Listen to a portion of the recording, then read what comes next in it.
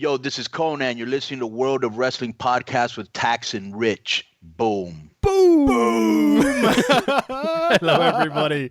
Welcome to the World of Wrestling Podcast.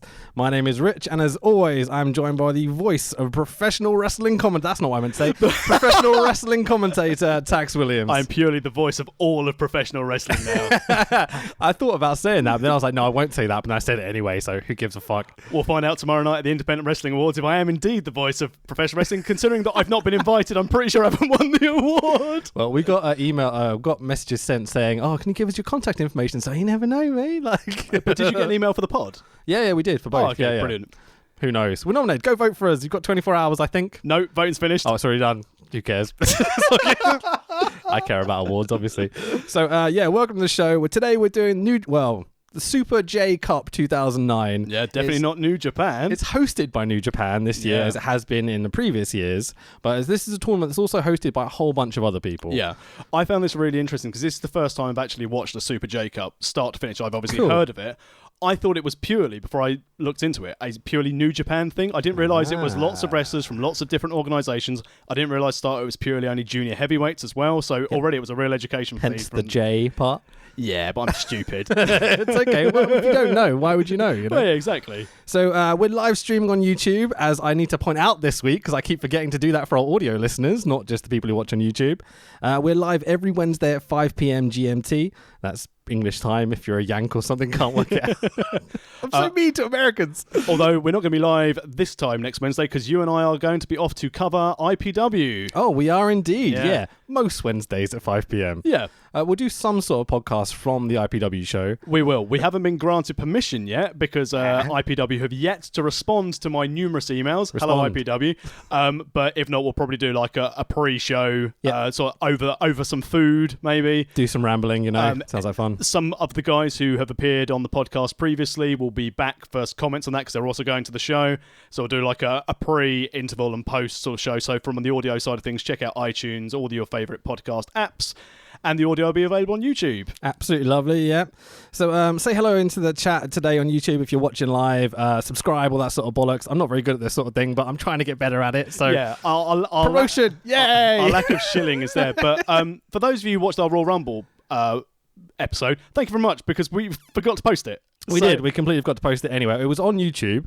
And we had the audio up on iTunes and everything else, but it was never posted. We didn't publicise it at all, and it got like 100 listens without us doing anything. So clearly, this is the same thing like Twitter. If you don't tweet, you get followers.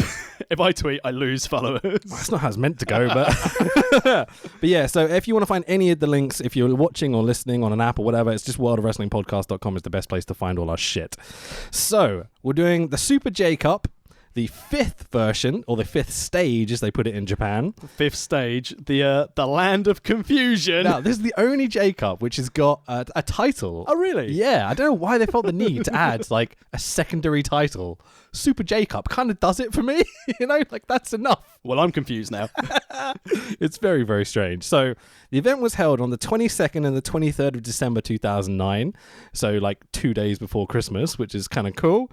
It was hosted by New Japan. We're in Kurikan Hall in Tokyo, Japan. The attendance on the first day was around 2,000 people.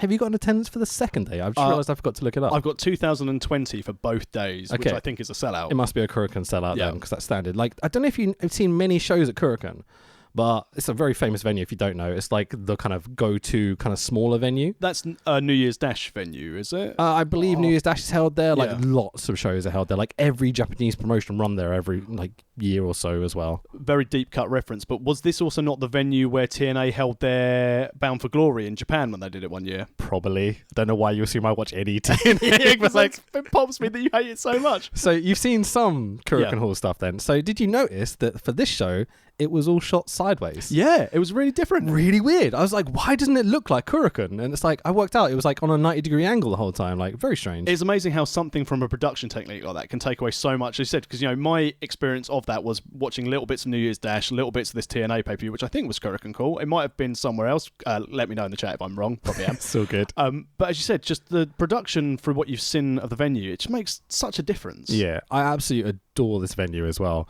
Like with all the banners hanging up around the top and such. Like, I love how every promotion that comes in hangs their own banners and things. Yeah. So it's like, it's just really, really fun.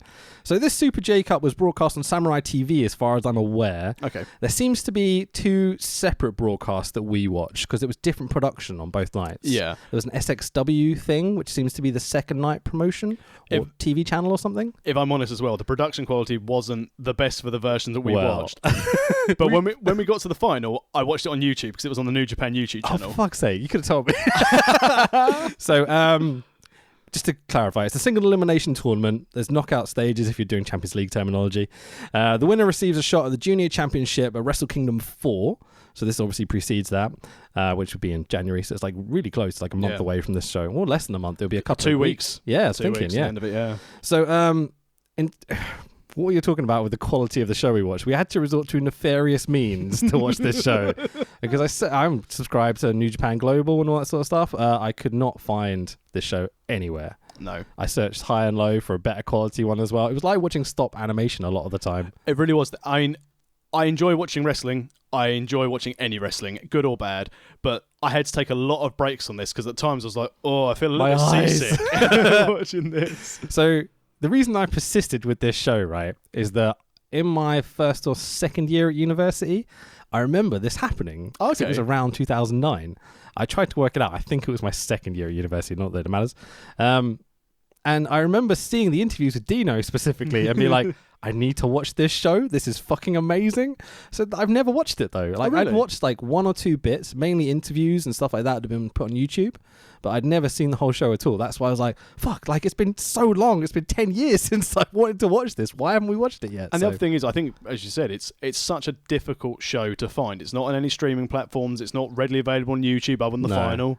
It's odd that it's not on New Japan's website, you know? Yeah. Again, I wonder if that's based on the talents involved in the different promotions. Yeah, it could be. Yeah. It must be like issues with like not copyright, but what am I trying to like likeness and stuff like that. Yeah, image rights and things like that. So do you know about how the J Cup came around originally? So all I found out so far, it was basically like Liger's idea to have a combination of wrestling promotions essentially try and work together, a uniformity across the Japanese promotions. Yeah, that's literally it. Yeah. It was Liger's idea. New Japan hosted the first one in 1994, which was amazing. And I'm not quite sure who won that because I'm pretty sure that name doesn't exist anymore. Oh, right, okay. Get my hint? Yep. Yeah, the Wild Pegasus character? Yeah, that guy. No one won. There wasn't one in 1994. I don't know what you're talking about. Someone would assume like if there's a picture, there's like a cross for his face. Exactly. But like, honestly, the wrestling in 1994 is as good as 2009. Like on that particular show, I cannot recommend it enough. It's like a go-to classic New Japan show, even though it's not just New Japan, but whatever. Yeah. Should we go through the competitors for this one? So we'll quickly go through who's competing and who they're representing. We've got Akira, who's apparently representing New Japan, even though I'd never seen him before. Apparently at the time, yeah. Yeah, Atsushi Aoki, who's representing Pro Wrestling Noah. Who was kind of the afterwards of All Japan, like they separated and like they became another company. Dino! Then Shuko Dino, who's representing DDT or Dramatic Dream Team, which is the weirdest name for a promotion ever. We'll get onto Dino in a bit. Gato, who's obviously the booker from New Japan right now, wrestling representing New Japan in this tournament. Gentaro, who's wrestling PWF, Pro Wrestling Freedoms, who I'd never heard of before. And he's also holding the Independent World Junior Heavyweight Championship at that time. Whatever that is. And we've got Hayato Fujita, who's representing Michinoku Pro. Jado, who's representing New Japan Pro Wrestling, who's Gato's tag team partner. Whose little profile picture on Wikipedia makes him look like Baby Ryback. Oh, really? Excellent. Check that out if you haven't seen it. Jushin Thunder Liger, representing New Japan Pro Wrestling.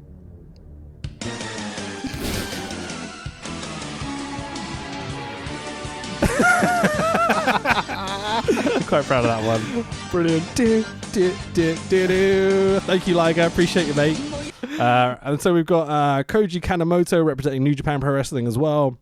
Kota fucking Ibushi. Hasn't aged a day. Mate, it's incredible, isn't it? It's been 10 years since this show, pretty much. God. Representing DDT. Naomichi Marufuji, who won the last Super J Cup in 2004. Yep. Who's representing Pro Wrestling Noah as well. Prince Devitt, or Finn Balor, as a lot of our listeners may know him. Or Fergal. Fergal Devitt, indeed, representing New Japan Pro Wrestling, who is the current IWGP Heavyweight Tag Team Championship, along with his partner, I can never pronounce his fucking name. And therefore for Razuke Taguchi. There you go. Taguchi for the rest of the show. Taguchi, yeah. Who's also representing New Japan Pro Wrestling, who's obviously the other half of the tag team champions, the junior tag champions. Taichi, go home, representing New Japan Pro Wrestling. And Tiger's Mask. Yeah. What is this? He's just a tiger's mask. I wanted to added an S, like you've seen that film. I know you don't really watch films, but there's basically a heavy metal band take over a radio station, and the name of the band is the Lone Rangers. And you're like, but they're lone. They pluralized the Lone Ranger. It's very much like that. He's Tiger's Multiple mask. Tiger's mask from Osaka Pro. Yeah, and then we've got Yamato representing Dragon Gate, who I'm just absolutely chuffed to see in this tournament because I love Yamato. Right, so night one, got an opening video package. My eyes, the pulsating rainbow colours, it's just torture immediately. I mean, there was a lot of bump at the start of the show, but this package was very much like I've just turned on my Sega Saturn and I'm about to play a fighting game. It seriously was. This opening video was just like, it's fucking torturous. It's this horrific, lovely, kind of doubly J-pop sort of terribleness over the top of it. Whilst I was watching this video, the first thing I Googled whilst doing this, I had this on my laptop, I was Googling like pop punk bands from Japan and just started listening to some of these bands on Spotify and I was like, they're all crap. Well, a lot of them, yeah. There's a lot of good Japanese music out there, but this is trash for this opening sequence, but it's a good laugh. But works beautifully. Oh, exactly, yeah. It's exactly what I hoped it was going to be, to be honest. Like, just, yeah. A man in a suit interviews a man in a mask in Japanese. I have no idea who any of these people are at this point. I thought at this stage with the mask, I thought, is that a tiger's mask? Was it Tigers in the beginning? Okay, but this lasts 4 minutes. Like, before anything's happened, we've got a 4-minute interview with this dude. So long. It's really weird. Anyway, so the announcers welcome us to the show from ringside, which is kind of a lovely touch, I thought. A guy with awesome ties who regularly commentates from New Japan. Yeah. Like, I don't know if you know this, but every show he changes his tie to something else ridiculous. Good. And he's got a Father Christmas one on this one. You're like, well, oh, that's 2 really days, lovely. 3 days before Christmas. Exactly, man. I mean, who doesn't love a commentator who wears ridiculous gear? We've also got Tiger Mask, the actual Tiger Mask on commentary as well. Good old singular. He must be sitting there going, who's this cunt with an S on his name? Again, there's another 4 minutes before the show even starts, and I'm happy they've stopped doing this for New Japan, because this used to be a thing quite often. They would have long stuff before the show even starts, and they still have it technically, but it's when you watch it on the network or whatever, it goes straight into the show. Okay. So it's so much better. Because we had a lot of pageantry for AAA, and it seems to be a lot of promotions. Even with CMLL, they had a lot of pageantry before the start of some of their big shows and big contests. So I wonder if that's just a thing outside of like North America where people do it. Yeah, maybe so, man. So we've got Tiger's Mask versus Taichi in our opening match this evening. So I'm not the biggest fan of Taichi, and I detest his music so much. Yeah, I mean, I, again, not having an overly sort of adept knowledge of Japanese wrestling, obviously, Marufuji, Liger, and obviously Ibushi, they're the people and the names that stuck out for me. But again, Tiger's Mask, I was like, well, he's put the effort into mocking someone's name and stolen a mask, so I want him to do all right. And as you said, like, so Taichi's music, dire. It's so weird. At least he's not singing yet, because I don't know if you remember. Have you seen from? Yeah. I like the fact you said it. Yet. So I mean, he does this thing where, if you don't know, he does kind of mimes on his way to the ring with the microphone, like deliberately badly at times. I think it's meant to be an inside joke, but they've developed this character. I think Taichi at this point was meant to be the next kind of ace of New Japan. It felt like they were bringing him up, especially with the white and gold and the big Tanner looking hair, you know. Yeah, he was a big deal. Yeah, and also opening of your J Cup. This is the person you want to like throw out there. Yeah, and he's not even like cool goth Taichi at this point. He's like J-pop kind of like BB Hulk level of like silliness, especially as it's New Japan hosting it, and the first guy they send out to go against the Osaka Pro guy is goes, right, here's off. If this is the first time you've seen New Japan, here's our guy. Yeah, he came through the system. You know, he's one of our boys, and I don't know, it's all right, isn't it? Like the first match, it's not terrible.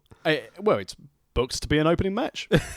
That's the best way I could put it. I like how Tiger's Mask comes out and he looks like kind of like a drunk pirate at times. Yeah. Like, he's got some cool sloppiness, but then he gets in the ring and he's just like, oh, I'm not drunk anymore. I'm just wrestling. He's just sobered up. I would have liked to have continued that and been like sloppy monkey drunk style, like from the Kung Fu films and stuff. It's like Gallows when the bell used to hit when he was a retard. careful now. Ding. Oh, I can wrestle now. We're live. So Taichi throws the ref into Tiger's mask, glowing, blowing Tiger's mask, and then there's no DQ immediately, and you're just like, come on, dude, he just low blowed you directly in front, for fuck's sake.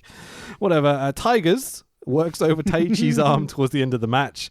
Tiger's mask puts a shoulder lock armbar thing onto him, which is apparently called a grounded octopus stretch. Yep. I wish I knew these things. And Taichi taps out. So your winner of the first match and advancing to the quarterfinals, it'll be, is Tiger's mask. So I get to go Tigers a lot again.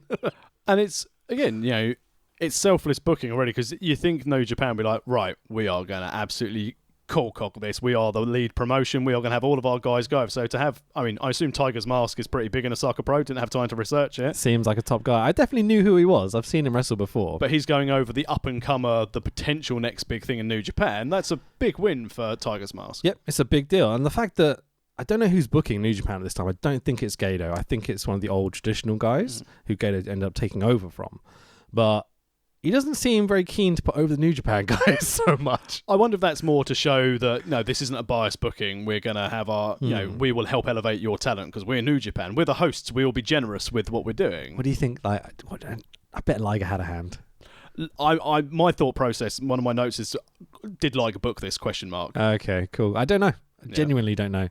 I did a bit of research as well. I couldn't find out, but it's not like the kind of thing they'd list on Wikipedia or whatever, you know? It's kind of a bit weird. So Taichi sells the shit out of his arm at the end. He kind of slings it up and everything. Like really nice. Really good sell it. job. I thought that was really nice as well. So just some notes here for the rest of the show, because I don't want to have to go on about these all the time. Every match has a post-match interview where both guys generally get some sort of like, oh, I did well, I'm very tired, but oh, I lost, so unfortunate. Or, oh, look how great it is, like blah, blah, blah, afterwards, as you might expect. See you tomorrow. Yeah, it's very to the point. It's not very gimmicked, I find. It's just a lot of just sitting backstage talking to cameras. Yeah, you know? but I think that's because the whole idea as you go through the two nights, that the Super J-Cup is a legit contest. It's a legit tournament. Yeah, so you're not going to have gimmicks. You're just going to be a case of, I'm disappointed to have lost, but I will live to fight another day. Yeah, Tiger's mask, you listening?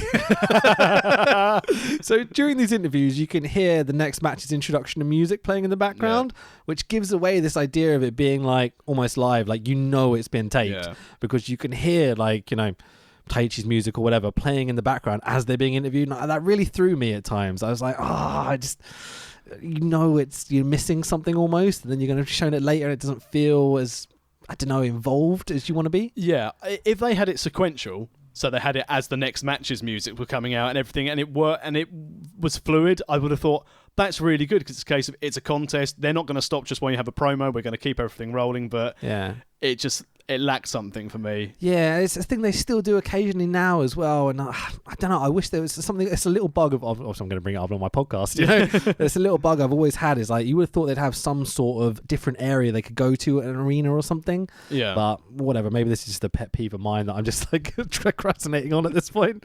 So blah blah blah blah blah. Next match, so we've got Gentaro against the Funky Weapon Razuke Taguchi. I said his name right. Funky Weapon. What do you think about this Funky Weapon Taguchi? I bloody loved it. Have you seen him before like this? No, seeing him like giant this. afro and the flares and shit. Like, I thought, what's Fellaini doing? Hair pulling cunt piece of shit. I hate him. Well, now he's doing well in China, so it's all right. Is he off to China now? He's already gone, yeah. Oh, okay, good riddance. Fuck off. Anyway. But thanks for subscribing, Marouane Fellaini. Yeah, send us your money. It's not gonna happen, is it? So Taguchi has badly dyed kind of blonde afro going on, and it's a fun little gimmick. What a look. Loved it. His little Rick Rude swingy at the hips thing as well. Like, at this stage, I was like, this in DDT would work beautifully. Oh, fucking A. This is them having their one silly character. Almost like Taguchi goes on to have like amazing title runs, like with the New Japan Junior scene, like with Devitt and everything else, and is currently literally just wrestled the current junior heavyweight champion who won the belt of Wrestle Kingdom, small guy. Ishimori? Thank you very much. Look at you. Your memory's amazing. I'm very impressed. You've obviously never smoked pot in your life. Just pure old cocaine. Keeps me focused. Oh, fucking hell. So Taguchi's selling is a little comical at times, but he is a comedy character, so... I mean, I'd just like to see this version Taguchi versus Toriano now. Oh, fuck yeah, man. I mean, they never do it because they're both good guys. Yeah. Well, they might for like, I don't know, on a pre-show or something silly like I'd that. love it. Well, yeah, definitely, man. So Gintaro does Brett's figures 4 around the ring post, and I'm just like marking out like crazy because I love that move. I remember seeing that as a kid and just being terrified smart. that he was going to break all his limbs and such. That must hurt your balls. Without a shadow of a doubt. Like, I often think like nowadays, looking at it going, oh, that's not something I'd ever want done to me. To be fair, anyone when they slide into the ring post, sometimes like they do the reverse baseball slide. Yeah, and they go yeah. nuts first into it. It's like, why? It's not. It's just not worth the spot unless, as you found with a teething daughter, that you just don't want kids. Well, yeah. I love you, Billy.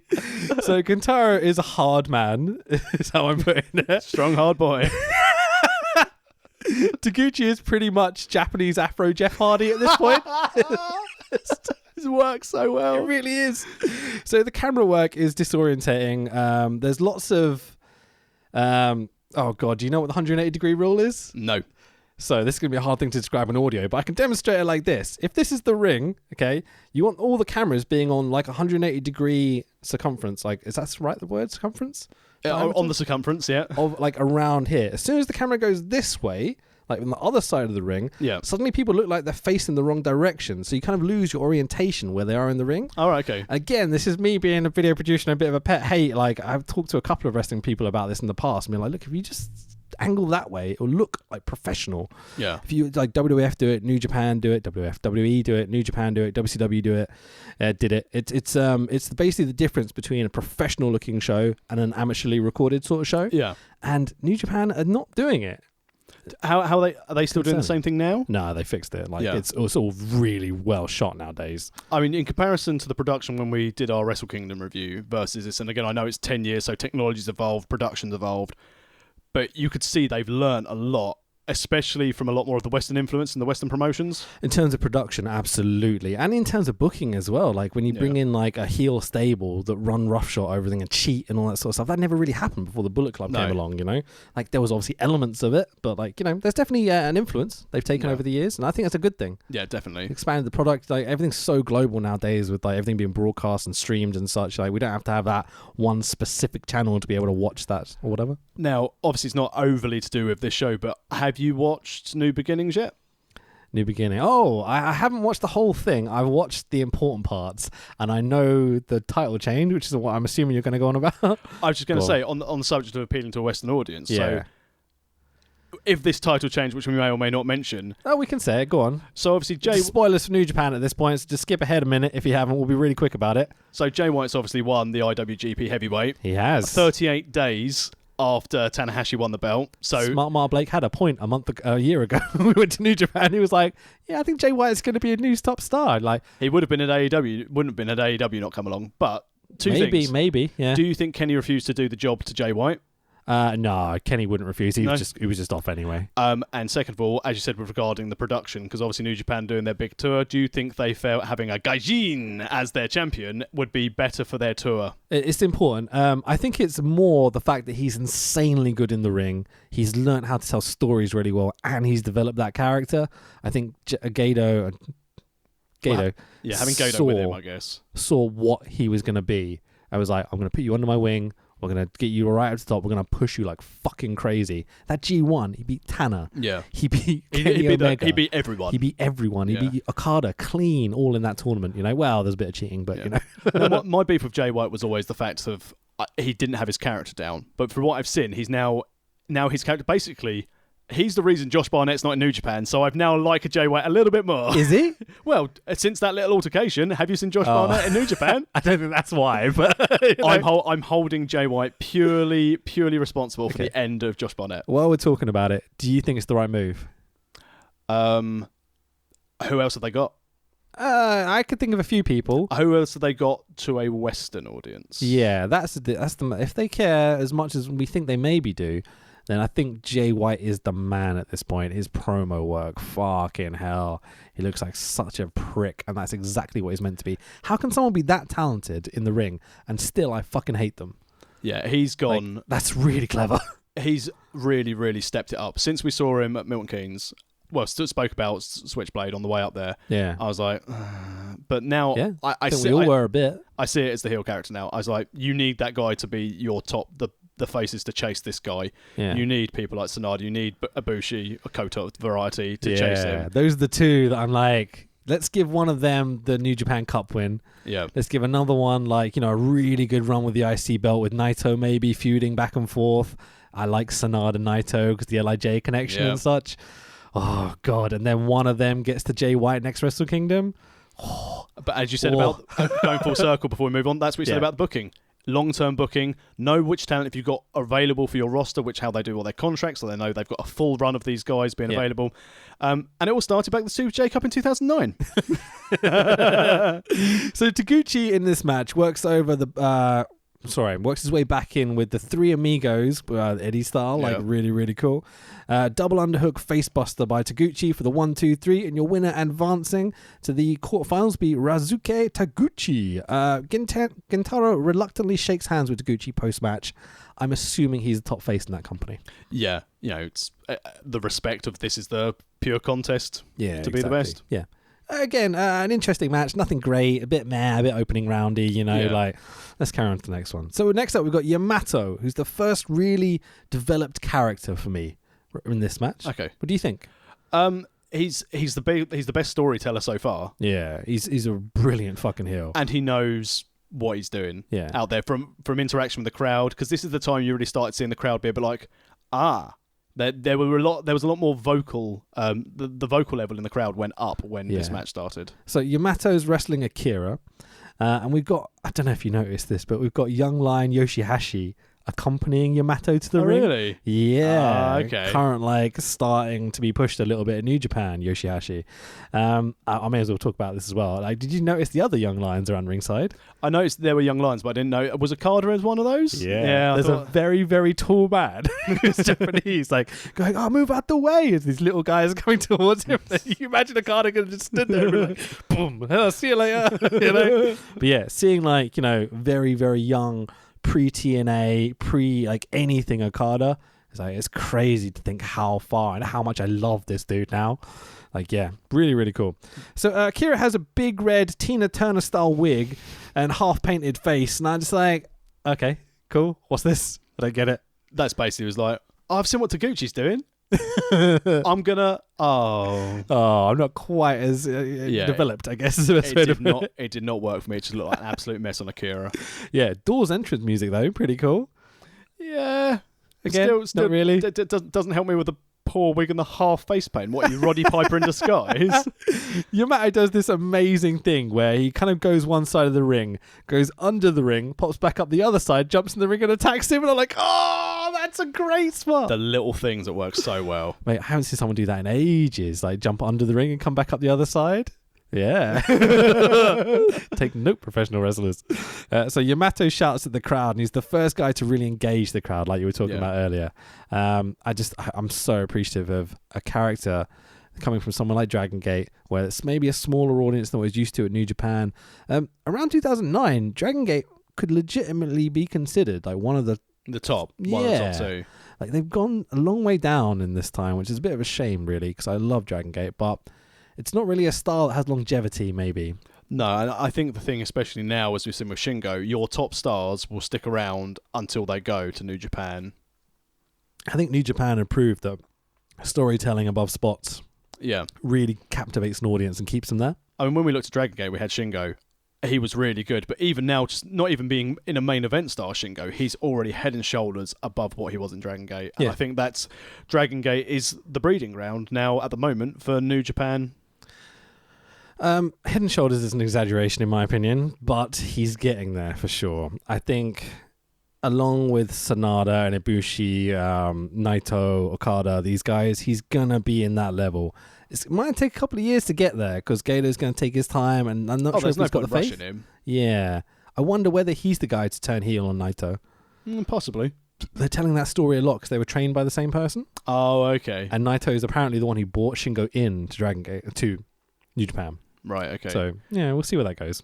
Anyway, so Yamato no sells a German suplex, and no one gives a shit And I'm like, please stop doing this. Please, just stop. No, this is 2009. It's been 10 years and people are still fucking doing this. It's like, come on. How many Canadian destroyers can you have in a match without For selling? fuck's sake, man. What was it? The AEW one with Penta and stuff and no selling like flip destroyers in the second rope. And you're like, no thanks, mate. Anyway, so yeah, Yamato locks in the ankle submission a few times. He eventually locks it in for sure. Crazy looking leg lock thing. Double knee lock he's got going on. Is that what it is? Yeah. Nice. Again, Akira taps out. So advancing to the next round, Yamato, which you might expect at this point. Another New Japan guy going out early. Yeah, positive booking. Yeah, it really is. It's interesting, man. I didn't think. I just literally went, oh, well, he'll go through because they had New Japan X that name. Yeah, really surprising. So, the next match graphic comes up, and I am the happiest man in the fucking world. This is the reason I wanted to do this show. One of the wrestlers I love so much. So, Jado comes out and does his usual kind of ring entrance thing, and you're like, okay, cool, it's Jado. Yeah, we all know who he is.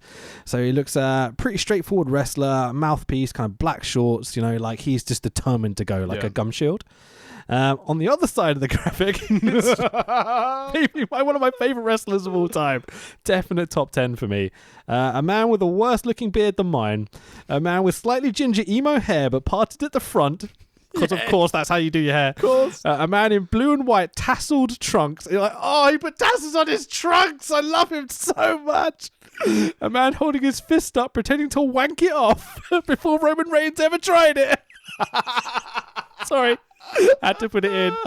From DDT, that man is Danshuko Dino. If you have not seen a Dino match, go fucking Google it, because you will have the best time ever. He is fucking hilarious. Was Dino the guy who also helped with the dick flip? Was he the first person to take the dick flip? Yeah, so the conversation that I heard Joey Ryan talk about was he went up to Dino in DDT and said, so we're going to have a match, like what are we going to do? And Dino just went, so big, so strong, you grab, I go flip. And it's just like, oh, amazing. So the so big, so strong thing comes from Dino because he's big American, So fucking great, man. So the way to describe Dino is he's an insatiable gay man who is possessed by the cock. I think that's the best way to put it. I took a long time writing that sentence, so I don't think you could put it any better. So I haven't been saying who's representing what, but we've got Jado against Dino essentially. So Dino's music hits dang dang dang da dang da dang dang. I'm like, oh, this is so good. I love it. I love every moment of it. And who would have thought that Dino was from DDT? Oh, exactly, man. He's basically like the top guy in DDT since Ibushi left. So it's like, you got this guy. Rightly so. So I've written way too many notes for this match, so I'm just going to skip through the best bits, okay, and we can talk about it more. So Dino is molesting everyone in the audience on the way to his ring. I say everyone, it's just the men. Like, let's be honest. He doesn't even acknowledge most of the women, apart from stealing their hats and things. Like, he steals a woman's panda hat and puts it on and gets in the ring and just like, hello, do my entrance. He does his full entrance with a fucking panda hat from the woman at ringside. Beautifully done. What an absolute legend. So he's got a friend who accompanies him to the ring who's wearing like a Japanese maid uniform with kitty ears, and he's like, yeah, of course he has. Why not? Why wouldn't he? Why not? So Kitty is the main handler for Dino. He kind of like, it's a way of having Dino do his character and immediately have someone be able to kind of restrain him to stop him fully assaulting people. And like, it's so clever when you think about it, because Dino can go outboard. He can do the most outrageous things, and you can have these people get in the way and stop it from becoming like a riot or anything else, I thought that was a really clever move. Like, it's an underrated element of professional wrestling, or storytelling. I don't know. It's not. It's like the opposite of a heater. It's the cooler down, isn't it? Yeah, exactly. Really, really smart stuff. So Dino makes out with the commentator at ringside. He steals a woman's panda hat, as I said, and I've just written here, I love professional wrestling so much. Dino's still wearing the hat during his introduction, blah, blah, blah, blah. So Dino waits for Jado crouched in the corner, tongue out, beckoning Jado towards him with his suggestive fingers. At this stage, my wife walked in and was like, what are you watching? And my response was, porn. Just porn. Just gay porn. Don't worry about it. We're wearing wrestling gear. It's a wrestling ring. It's just porn. Wrestling porn. Oh, it's so funny. So Dino grabs the mic as soon as Jado's out. I have no idea what he's saying, but he's fucking hilarious. Like his tone and his his approach to everything. Yeah. It's just like it's spot on. It's fucking genius, man. I'm gonna skip most of these notes here. Hold on.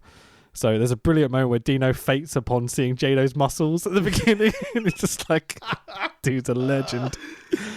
He's just overcome with Jado's masculinity. He's just fucking great. I probably shouldn't call all these spots. You just go watch the match. Yeah, it's outstanding. If you can find the match, or if not, go and watch some DDT and watch Dino in action, because, I mean, there's no... I mean, it was like, oh, Dino's really good. Yeah, don't take away from Jado at all, but Dino's fucking the Don. Jado plays a great straight man here. Yeah. And he seems like he's genuinely a bit pissed off at times with Dino, which I think most wrestlers would be. Especially in Japan, it's not a very flamboyant culture, to say the least, you know? But he sold it well. It was very much the straight man and the gay man? Not so straight man. So just to give a few ideas of what happened in this match, we've got a dick stunner by Dino. Yes, he does a stunner to his dick. It's fucking great. The Russian leg sweep with Jado's hands in his trunks. Like literally on his dick. Yoinking it away. It's fucking hilarious. So Dino goes for his kind of squatting press thing with Jado on the floor. Jado just stands up. So Dino does the squats, but there's no one there. And he pulls down his trunks to do it as well. It's fucking great. Massive lariato by Jado, but brave Dino continues to kick out. Of course he does. Come on, Dino, you can do it. Dino makes it to the ropes, gets put in a submission after a while. Top rope superplex off the tippity top by Jado. This is where you realise that Dino can take a hell of a lot of bumps. He takes some serious punishment. He's taking a lot of a beating. Like, he's hilarious. A lot of a beating? What's that mean? Like, he's hilarious. His spots are fucking great. His in-ring character is perfect. But he's a fucking good wrestler as well. Like, it's not just character, you know? No, that's not... You don't get that across too much in this, because he's basically doing a lot of the selling and a lot of the flamboyance. Yeah. But it works. It works so well. And again, it's something so different. I'll get to the finish now, shall I?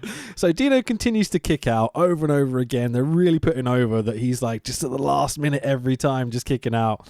Dino reverses 2 more lariats into a makeout session with Jado. Dino ducks a Jado kick. Dino pulls down his trunks, locks in Jado's shoulder into the mat with the Gado clutch. His mate's tag team partner for the 1, 2, 3 and advancing is Danshuka Dino. And as you were saying, like at the start of this, who was going to advance and who wasn't based on where they're from, at no point did I think Dino would be going through this against Jado. Come on, man. Yeah, top match. Genuinely hilarious. Just laugh out loud laughs the whole way through it. Just everything I hoped it was going to be and better. And again, you can see it's building how the first day of this cup has been booked. Yeah. Good openers. Then you had your serious heel. Now you've got your comedy match, and everyone's starting to get involved in it. So at this stage, I was like, yeah, this was such a nice break. Like the match before Yamato is really, really good, and I like the character development. But to have comedy here, really was nice, totally needed, really, really needed. Otherwise, it just gets way too serious and just guys doing spots. Yeah, you know, like you can only take so much of it over like 5-6 hours, however long this was. So yeah, Dino is so good. The ref runs away from Dino immediately after calling the finish. Ref chases it. Dino chases the ref to the back, and that's it. He doesn't celebrate nothing. It's just like, give me the cock. Where's the cock? Well, that's what happens when you're possessed. I'm monitoring the chat today. Oh, go on. We've got a comment from friend of the show, Mark Blake. He's complimenting Hello, Mark Blake. He's complimenting you on your T-shirt. Oh, my lovely new AEW T-shirt. Yeah. Now, I hope your wife's not watching, Mark Blake, because you still owe me some money for the merch you bought. I didn't say anything. I did. I was going to put it out there, but fucking cares. So yeah, this T-shirt company we like. Hello. Aren't actually a wrestling company yet. They just sell T-shirts, apparently. Yeah, we love this T-shirt company. Pro Wrestling Elite Tees. Cool, let's move on. So next up we've got Gado, who's current New Japan booker, representing New Japan, obviously. Not in 2009, I don't believe. Against, holy shit, it's Kota Ibushi from DDT. Like, as soon as I saw these two against each other, I was like, oh yeah, here we go. This will be decent. And Kota, as you said, has not aged a minute. No. Looks exactly the same. Same build, same physique. Not a hair out of place. Yeah. Hair hasn't actually grown in 10 years. What are him and Chris Daniels doing that none of the rest of us are? Jesus Christ. It's ridiculous. It's absolutely ridiculous. It's incredible, isn't it? So Ibushi's coming out to a Buck Cherry song, which I was like, Yeah. what the fuck? That's a random one. Like, I don't know, Buck Cherry of all bands? Like, yeah, no idea. Yeah, copyright doesn't exist in Japan, I don't think. So. And also, it might have been on a tour. It was like, I like that song. Take that home with me. Yeah, maybe so, man. Who knows? So really fun cat and mouse spots during the match. Ibushi is fast and agile and young. Gaeto's the grizzled, manipulative veteran. Really good, solid storytelling here. Kind of everything you expect from like a good, solid, strong style New Japan, you know? Yeah. At this stage, Kota Ibushi, is he still in DDT at this stage? Yes. Okay.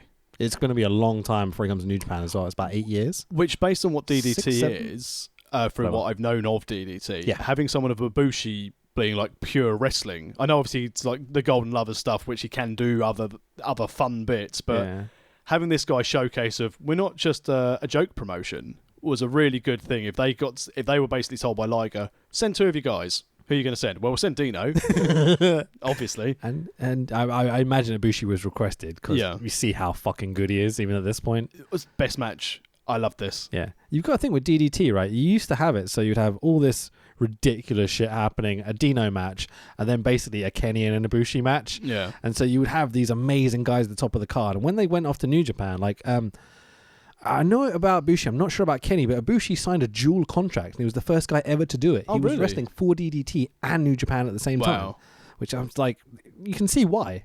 Yeah. And how he's loyal to his company and such. I was like, that's fucking awesome, man. It's a shame he didn't go back, to be honest, because I'd love to see him in a few DDT matches here and there. But it goes show again, about, as you said, about Ibushi's loyalty, because after he was in the Cruiserweight Classic, and was like, no, I'm not signing. Yeah. Yeah, thanks for the money, but I don't care. He's not even... do you see the announcement this week? No. So on the same show that happened, the thing we talked about earlier, which I won't spoil again, just in case, Kota comes out to the ring because his concussion from the Will Ospreay thing. He comes out to the ring and basically goes, I'm not leaving. I'm staying. I am New Japan. I'm like going to be here. Oh, nice. And just like, thank fucking God, man. Because I would love to see him in AEW. He'd be great. But New Japan need to survive. We need a top company in Japan. And and AEW don't need Ibushi at this moment. No, I don't think so. I mean, they wouldn't complain if they had him, I imagine. No, but especially I think, Kenny. Especially now, Ibushi's case of, I am New Japan. And now that's going to be, as we sort of briefly led on, the next top face to go up, who is not without him. The reaction he got just from one little promo. Yeah. Maybe he's their next top guy. Maybe him and Jay White is the future. Maybe this whole year is going to be him and Jay White together, and I'm not going to complain at all. I think Gato is too reliant on Tanahashi sometimes. Well, I said I find it strange how Tanahashi only had the belt for 38 days. Yeah, it's definitely a transitional thing. I appreciate that to have New Beginnings would have gone outside of Kenny's contract, so they couldn't have him keep it. And I wonder if New Japan thought they might be able to get him doing like a dual contract, but apparently he does. Apparently he does have a dual with AEW and New Japan. If they want to book him. Yeah. It's the way it's been phrased from what I saw. So we shall see. So Gato is hilarious in this match, doing his typical thing. If you've ever seen Gato wrestle before, you know exactly what this is. He calls Kota boy a lot, kind of, get up, come on, man. No, fuck you, referee. You're like, you're fucking hilarious, man. That sounds a bit racist, the accent, but it's how he sounds. It's the best impression you can do of Gato. Yeah. I mean, you see people like Jericho do impressions of Gato on the podcast, and no one accuses him of being a racist. So. Yeah, indeed, yeah. Let's talk about... Just a spotlight-stealing prick. He's still good. He's still the best in the world. So, I mean, let's quickly just talk about Gato and his ability to book professional wrestling. I mean, he understands... We've said on previous podcasts, he understands long-term booking. Yeah. The reason why a lot of the promotions in North America and what will become the same thing as NXT UK, and I don't want to shit on my own, like, wrestling promotion in the UK and stuff like that. My own wrestling promotion? I'm definitely not in NXT UK. I know what you meant. It's fine. Or am I? It lacks it. I think those shitty commentators get you on this. Sorry, but what did I say? I'd like to think that AEW take that approach of long-term booking if they get TV. Oh, you'd fucking hope so. Because it works for wrestling fans of our age. We don't want the instant gratification. We like the slow build. Yeah, obviously, wrestling fans are going to get frustrated, but Gato gets it. It's a case of he's had to push Jay White because of talking main events and titles. I totally agree with you. Yeah, definitely. Jay White's had to be pushed because they've had a mass exodus of their top, gaijin. Yeah, and nearly all the gaijin have left apart from one or two. So. Yeah, exactly. So they need to have that. But like we even said when we started doing the pod, we started speaking about sort of Evil and Sonada and making the next step up. And even though you can tell they're getting there and people want it, no one's frustrated. They're like, because they're getting there, because Gedo gets it. They know, as you said, you could have a whole year of Ibushi and Jay White, and people aren't going to be like, I want to see the match now. It's a case of, I want to see the match in 12 months' time. Yeah, fucking A, man. And that's what Gedo gets. I think with an American audience, especially with how everything is so accessible nowadays and how live and immediate it is, hello, live world, okay, is that you need some sort of immediate gratification. But that's why you have Joey Janela. That's why you have Jimmy Havoc. That's why you have Dean Ambrose. Okay, John Moxley, whatever. Okay, but you know what I mean? Like, they've got those people there. You've also got an amazing main event scene and a tag scene that's going to grow and grow and grow. Please give us longevity. You need to with a new company like this. Yeah, you need to. I mean, even MJF, building him up, because he's absolutely annoying as fuck, and he's a brilliant. prick, and he's great. Yeah. So Ibushi climbs the rigging on the entranceway and does a moonsault off of it. Of course he does. It's Ibushi. You expect him to do something fucking insane. Gedo tries to steal a win by constantly grabbing Ibushi's tights in pinfalls because he's a dastardly heel. Yeah. Just perfect storytelling. Gedo bumps Ibushi into the ref. Gedo pops up Ibushi, low blows him. Gedo clutch for the 1, 2, 3. And surprisingly, in my opinion, advancing is Gedo. And I thought Ibushi was going to go through it for sure, but we don't know how long Gedo's had any sort of like fingers in pies in New Japan. And also the fact that, you know, his opponent, Jado's opponent used the Gedo clutch. Yeah. I think it told well onto night 2 having Gedo in the quarters. How disappointed were you when you realised it wasn't Dino versus Gedo in the next round? Because I mean, they felt like they were setting it up with the 2 Gedo clutch finishes. I thought, I didn't look at the brackets beforehand, and I thought, oh, well, there you go. That's the story told. And then when it got to the quarters, I was like, what? Oh, it's not. I was like disappointed. So bad. Can't imagine Gedo against Dino, though. That would have been brilliant. Ibushi versus Dino is a hilarious one as well. Yeah. If you've seen it happened in DDT. I've seen a little bit. Have you seen the kissing spot? Yeah. Oh, it's amazing. fucking great, Absolutely man. amazing. So funny. So Ibushi primed for the big time already. He looks like a superstar. Like, we're still 10 years away really from his massive push, which is starting to kind of happen now. But like, he just looks so fucking good, man. He's ready to go already at this point. It's taken them a long time to get there. Yeah, and I think the problem as well with Kota Ibushi is he will always be loyal. So I wonder if people have taken advantage of that. It took a long time for him to get away from DDT. Yeah. And I maybe think that's the thing. Maybe they don't trust him. Maybe they think he's going to go to DDT or something, you know? Yeah, possibly. But now he's like, well, I'm here. I'm your guy. Use me. I'm wrong. You're right. Yeah, definitely. Absolutely. So there's a post-match interview here, which I've not been talking about so much, but it's fucking hilarious because Gedo walks in the ring, walks in the room, exhausted, sits in front of the camera and goes, shit. They're like, yes. Hilarious stuff. He says, huh? More than Jack Swagger says it. So there we go. And Kota is a sad, beautiful man because he's not going to go through. So next up, we've got New Japan Wrestling's Prince fucking Devitt. None of this WWE watered down Balor bullshit versus Atsushi Aoki from Pro Wrestling Noah. Even back in, we spoke about Ibushi looking great. I mean, Balor hasn't had a cake since 2009, has he? He's got like 1 million abs already. My plan by the end of the year is to have 1 ab. One, just big one, or just one? Just one pushing through. I'm going to work solely on that ab. Isn't one ab a belly? No. I want my belly to disappear and just be left with... Oh, I love the ambition, mate. Why not? So Aoki's entrance music Don't doubt me. That was not sarcastic. I know I always sound sarcastic. I promise I'm trying to be genuine.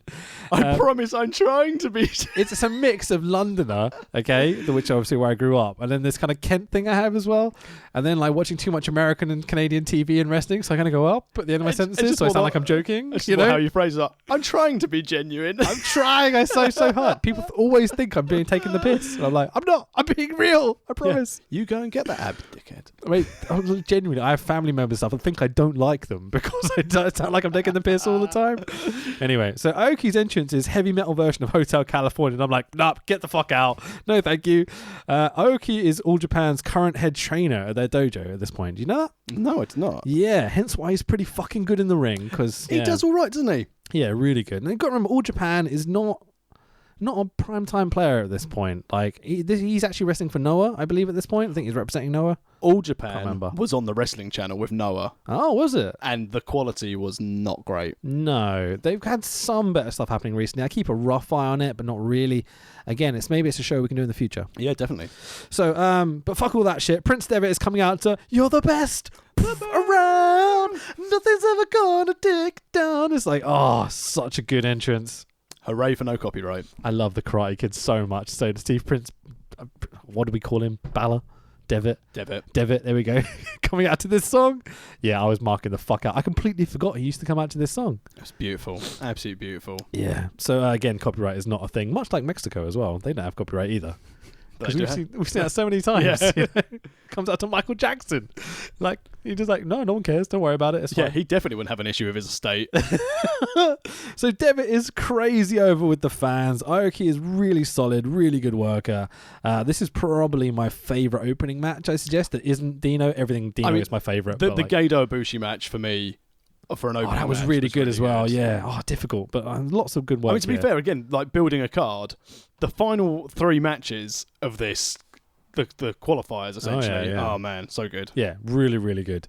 So Oki working over Devitt's arm early, really even match. Both have big power moves, both have big high fly spots. Oki hits a shoulder breaker on Devitt with Devitt's arm trapped behind his back. It looks absolutely brutal. A double stomp by Devitt, or the coup de grace as we now know it as.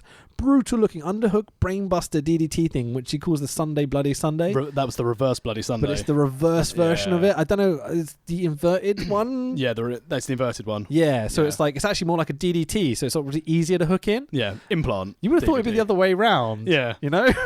This is getting too complicated. He's reversed the DDT by doing it normally. Yeah, like, what? Anyway, well, I guess the 1, 2, 3, and the winner and advancing is Prince Devitt.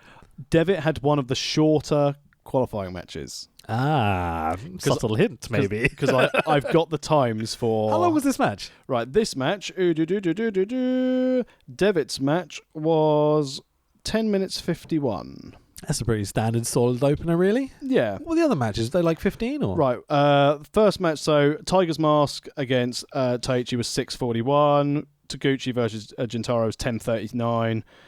Yamato versus Akira was 8:13. Dino versus Gedo was 10:14. Gedo destroying Ibushi was 14 minutes. Yeah, so they basically all been given 10 minutes apart from the couple who've been given 15, obviously. That's pretty standard for New Japan, to be totally honest, mate. And pretty much every pro wrestling company ever, no? Yeah. Yeah, cool. All right, so next up we've got Fujita Hayato versus Koji Kanemoto. And as soon as I saw these two names, I was like, who are these guys? Like, I can't remember. Then I saw them, I was like, oh, I remember these dudes. I'd not seen either of these guys at all. And again, whilst trying to write down my notes, my auto-predict keeps on calling him Havato Fajita. Fuck's sake. So that's very Bobby Heenan in my phone. Flying burrito! So, you know kind of who Koji Kanemoto is. He's like massive veteran of Japanese wrestling, yes. For a different reason. Oh, has he done something silly? Koji Clutch? Ah, okay. Yeah. I completely blocked that. No, it's okay, don't worry. He's the inventor of the Koji Clutch, but doesn't use it. Brilliant. Weird, isn't it? Brilliant. Well worked. Apparently he's only busted it out like a couple of times ever in his career. But Fujita Hayato, I knew as one of the coolest looking Japanese characters. I don't know if you realise this, he looks a bit off the whole time. It's because he shaved his eyebrows. Oh, right. Like, had not twigged on that. It took me about like 3 or 4 minutes going, why doesn't he look right? There's something about him that looks scary, like he's mental patient or something. He's got big hair and no fucking eyebrows. And you're like, that's really strange. But again, absolutely kill me. He's coming out to Hard Rock Hallelujah by Gwar. Yeah. The shitty Gwar, sorry, Lordy. And I'm just like, oh, for fuck's sake, that boom, boom, hard, boom, boom. Hey, that was won Eurovision. Don't knock it, man. It was my pick as well that year. Yep. Do you know about my family's tradition for Eurovision? I bloody love Eurovision. We sit and watch it and we get drunk. Amazing. Annoyingly, Eurovision is on Double or Nothing weekend, which means I'm in the Isle of Wight. Oh, god damn it. Well, that'd be fun at least. You can sit and watch it with kids and stuff, you know? She'll be asleep. Oh, well. No, that's fair point. I'll watch it with my wife and she'll be going, I could be in Vegas now. But you don't drink, really, do you? No, but I drink... At all? No, not at all. Okay, cool. It's a really fun game to drink to. I choose just to eat excessive amounts of food to it. You can play my drinking game, but with cheese. Don't tease me. Going completely off topic, there's a cheese festival in June near where we are. So we have to go. We'll have to take our children to this thing at Detling. Okay, I'm in. Yeah, fuck it. I don't really like cheese, but like, yeah. Meet Wallace and Gromit. Okay, sounds good. Let's go back to wrestling. Wallace and Gromit there. Yeah, let's go back to wrestling though. All right, so these two basically just beat the shit out of each other, and that's why I remember them. They were just strong style. Stiff pricks from both their promotions. Every Japanese promotion seems to have one of these guys, like Tomohiro Ishii, Minoru Suzuki, Bob Holly. Yeah. So basically, this is MMA influenced mat wrestling for the vast majority of the beginning of the match. Kanemoto is the resilient master of the style versus the young upstart kind of pretender to the crown in Hayato. Again, really clever little story. I think they knew what they were doing here when they booked this. So this is the beginning of people starting to no-sell shit. They're like, but they're two hard guys, so they're not gonna sell for each other because they're the badass of each promotion, aren't they? Yeah, I started to get a bit worried how nasty this was going to get. It was getting brutal, wasn't it? Yeah, pretty vicious. Around 2009, we weren't as educated with things like, concussions and such. Brain fried. Yeah. I mean, they weren't, and again, to save their sort of manliness, they weren't protecting themselves either from any of these shots. Nothing. Or any of these moves, nothing. It was just insane. And it's things like this, you said, like, if I was watching this 10 years ago, like, this fight is amazing. And now I watch them like, oh, their brains. Jesus. I wasn't really thinking about their brains too much. I was like, yeah, kill each other! Yeah, it's 2009. Like, yeah, but I totally get what you're saying. I would never let anyone do this to me if I was wrestling. No. Like, and I see why dudes do it. It gets big pops. Like, you see Volta chop someone's chest and you're like, oh, it's amazing to see. But if he's punching you in the head, that's a different thing. Yeah. Which these two dudes do constantly. Yeah, they're not. These don't look like work punches. Yeah, it's fucking nuts. They're basically just beating the shit out of each other. So, if you haven't seen it, there's a moment in this where I literally went, "Oh shit!" as it happened. Well, Hayato does an Irish whip to Kanemoto on the outside and literally slams into a girl in the front row. You're like, oh, for fuck's sake, man! You just took out like a very small-looking Japanese woman in the front row. It was probably like 80. Maybe. Didn't look like she aged a day, to be fair. Fucking hell, man. So somehow she's still sitting in her chair as they stand up as well. And I was just like, how did you stay there? Because she's learned from the match, don't sell. Yeah. Fucking dickhead. Should have sold it, to be fair. But anyway. So Kanemoto hits some sort of like package Michinoku driver that I've never seen before in this match. I was just like, ow, that looks like it fucking hurt. Like, there's some serious brutal stuff here. Great couple of false finishes. There's like a choke sleeper guillotine choke thing locked in that they really, really sell like it's going to be the end. It feels like someone's going to die kicks at this point because they're just kicking the shit out of each other. Kanemoto catches Hayato's knee. Kanemoto locks in a knee bar, kind of ankle hold combination, and Hayato taps out. Yep. So advancing to the next round is Koji Kanemoto. Quality match, bit scary. Good story though. Young stiff guy against big old stiff guy. Always works. Pay your dues, boy. Yep, absolutely, man. So there's a post-match interview again where Koji Kanemoto sounds like he smoked 40 a day for his whole life. I don't know if you listened to this, but he's like really. If I'm honest, I just thought that was production issue. Oh no, that was his voice. Yeah, I'd never heard him talk before, so I was kind of shocked to hear that voice come out of him, but it kind of adds to the character, I guess. Gets Kane's voice box out. I am here to help. So, your night one main event is Jushin Thunder Liger from New Japan Pro Wrestling. Won a couple of these Super J Cups, I want to say. Yeah, he's won two. I thought 90 more, whatever. So, if you've got it, do say it. No, I've just got just 2-time Super J Cup winner and right, creator. Cool. Yeah, exactly. So, Jushin Thunder Liger representing New Japan Pro Wrestling versus Naomichi Marufuji, the last victor representing Pro Wrestling Noah. Both these lads have excellent entrance themes. Oh, yeah. I should have cut the intro.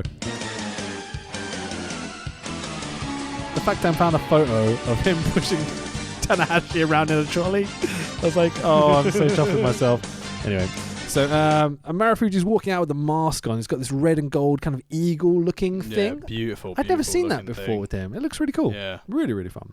So this is the point where I'm like, I've seen Marufuji wrestle live, and his gear got lost on the plane.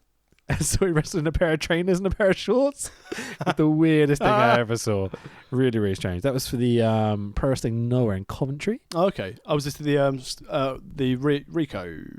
Arena? It's the Skydome. Oh, Skydome, okay. Yeah, in Coventry, where I got to see Kenta Kobashi and Mitsuharu Misawa beat the shit out of each other for a couple of minutes, and I was like, yeah, life could be worse right now. Oh, you were in Coventry. Huh? You were in Coventry. Oh well, yeah. My on my Volkswagen, I had a Golf at the time, right? So I got alloys, and they've got like a little VW badge in the middle that you can actually screw out if you're really careful about it. After the show, we go to pay for the parking. We're in like a multi-story thing. Come past, walk with my friends. I just see 4 dudes crouched around my car, and I stopped. I'm just like, it's like, what the fuck are you doing next to my car? And like all 4 dudes stood up and just walked away, and I was like, yeah, you better fucking walk away. I thought they were letting my tires down or something. It was only when I got home I realised 2 of the things were missing. Oh, shit. Fucking pikey piece of shit. Fuck you, Coventry. So, all those people at least. Yeah, they were definitely not wrestling fans. They were just cunts on a night out, just looking to be pikey pieces of fucking shit. It cost me a lot of money to replace them. I'm really fucked up about it. I was going to say, you can clearly tell you've got over this. Don't like pikeys, mate. What can I say? So, Marufuji is the booker and I believe part owner, at least, of Pro Wrestling Noah now. Yep. Never really made it one of the big companies. No, but I think that's because it's a case of Noah's his baby, it's his toy. Yeah. I don't think I wouldn't say he wouldn't have the talent to go elsewhere, but if you don't have the want to try and push yourself, obviously he wouldn't go to New Japan because, they're our rivals. Yeah. I could never do that to Pro Wrestling Noah. He wouldn't fit in DDT. All Japan, it wouldn't have been there. If he's maybe looking at something like 0-1, is it really worth it? Not from Noah in that perspective. No. And then if you look at like the North American promotions, WCW had their agreement with New Japan, while it's functioning, and TNA was interested in younger stars. Yeah, and true. WWE can't use Asian talent. Apparently not.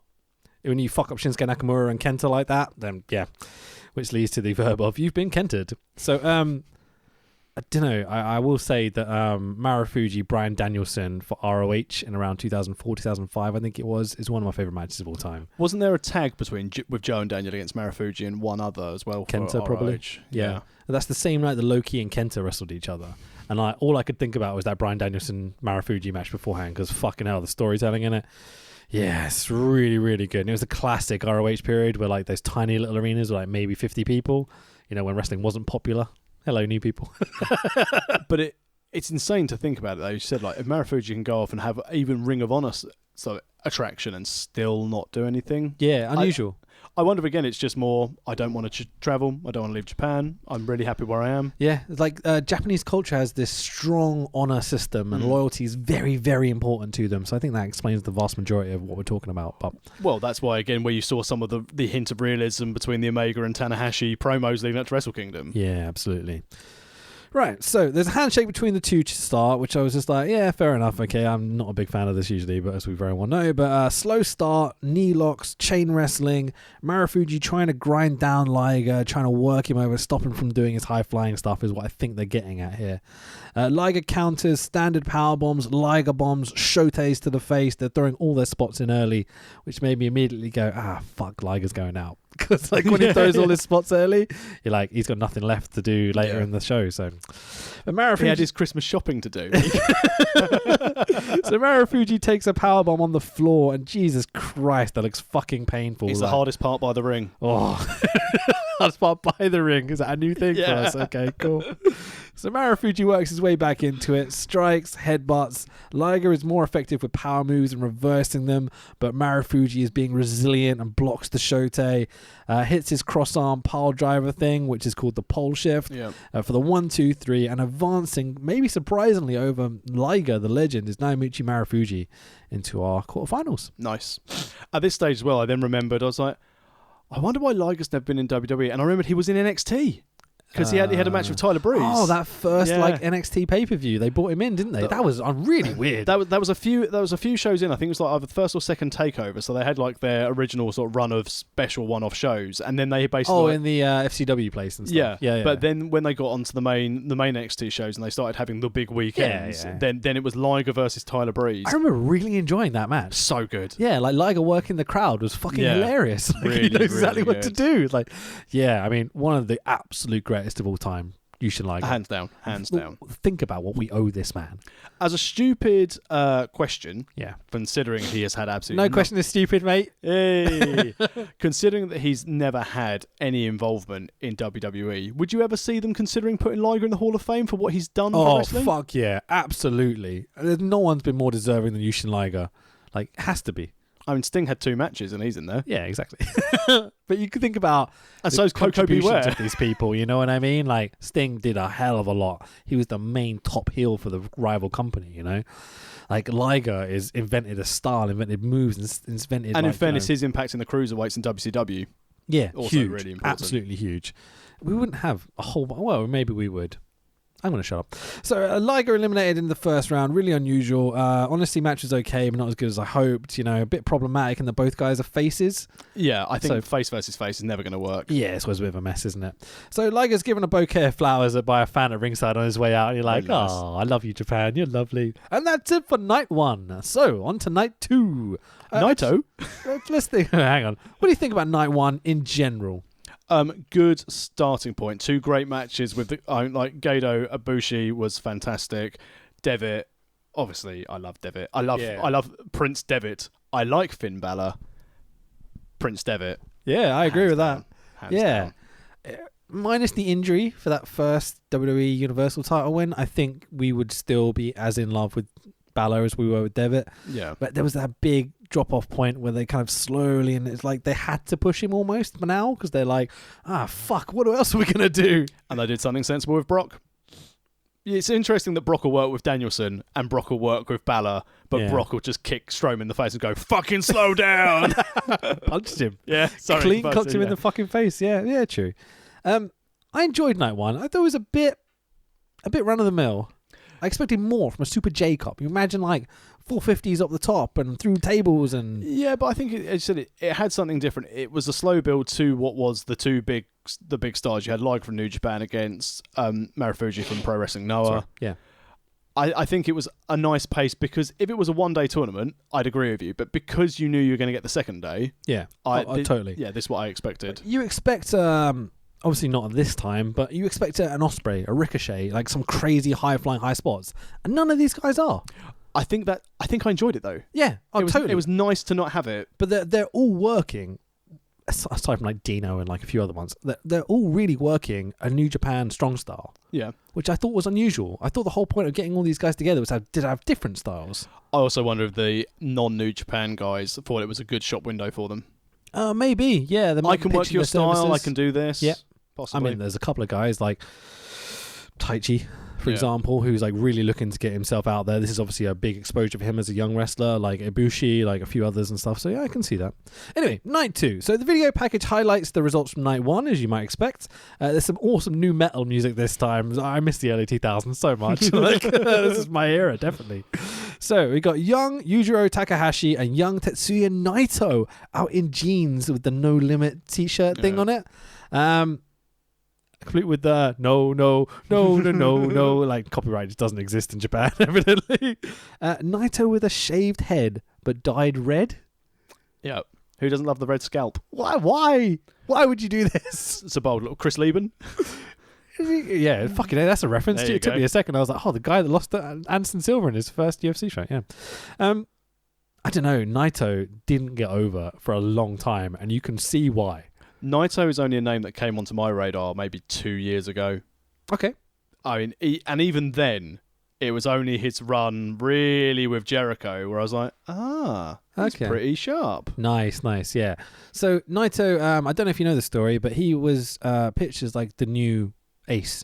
He even cut a promo after winning the G1, I think it was the G1, going, I am the new ace of the company. And the fans went, yeah, sure you are, mate. Because this is shortly after that, that's when he went to Mexico. Yeah, when CMLL and met, who kind of know as Almas, I think his name is now, Cien Almas, whatever, Andrade. La Sombra, and a whole bunch of other people, and the LIJ faction, and he Yeah. brought that back to New Japan, and it's that character that got over with the fans. Yeah. And you're like, you can see them learning lessons, you know, about which how is their important. style isn't the only thing that's going to get Yeah. them over nowadays. So anyway, so Yujiro's t-shirt is fucking hilarious. It says, "We are the rated R motherfuckers." Edge reference? Yep. Must be, mustn't it? Yeah. Yeah, just be like, fuck you, Edge. With the rated R. You can have your live sex show of Lita. Oh, your boob fell out. Thank you, USA, for not filtering that. I have no idea what the fuck this is meant to achieve with these two dudes out here, but they cut out a little bit of promo and they have their photo taken while treading on a poster while doing their poses. I'm assuming they're heels shitting on whatever next event's happening. Yeah.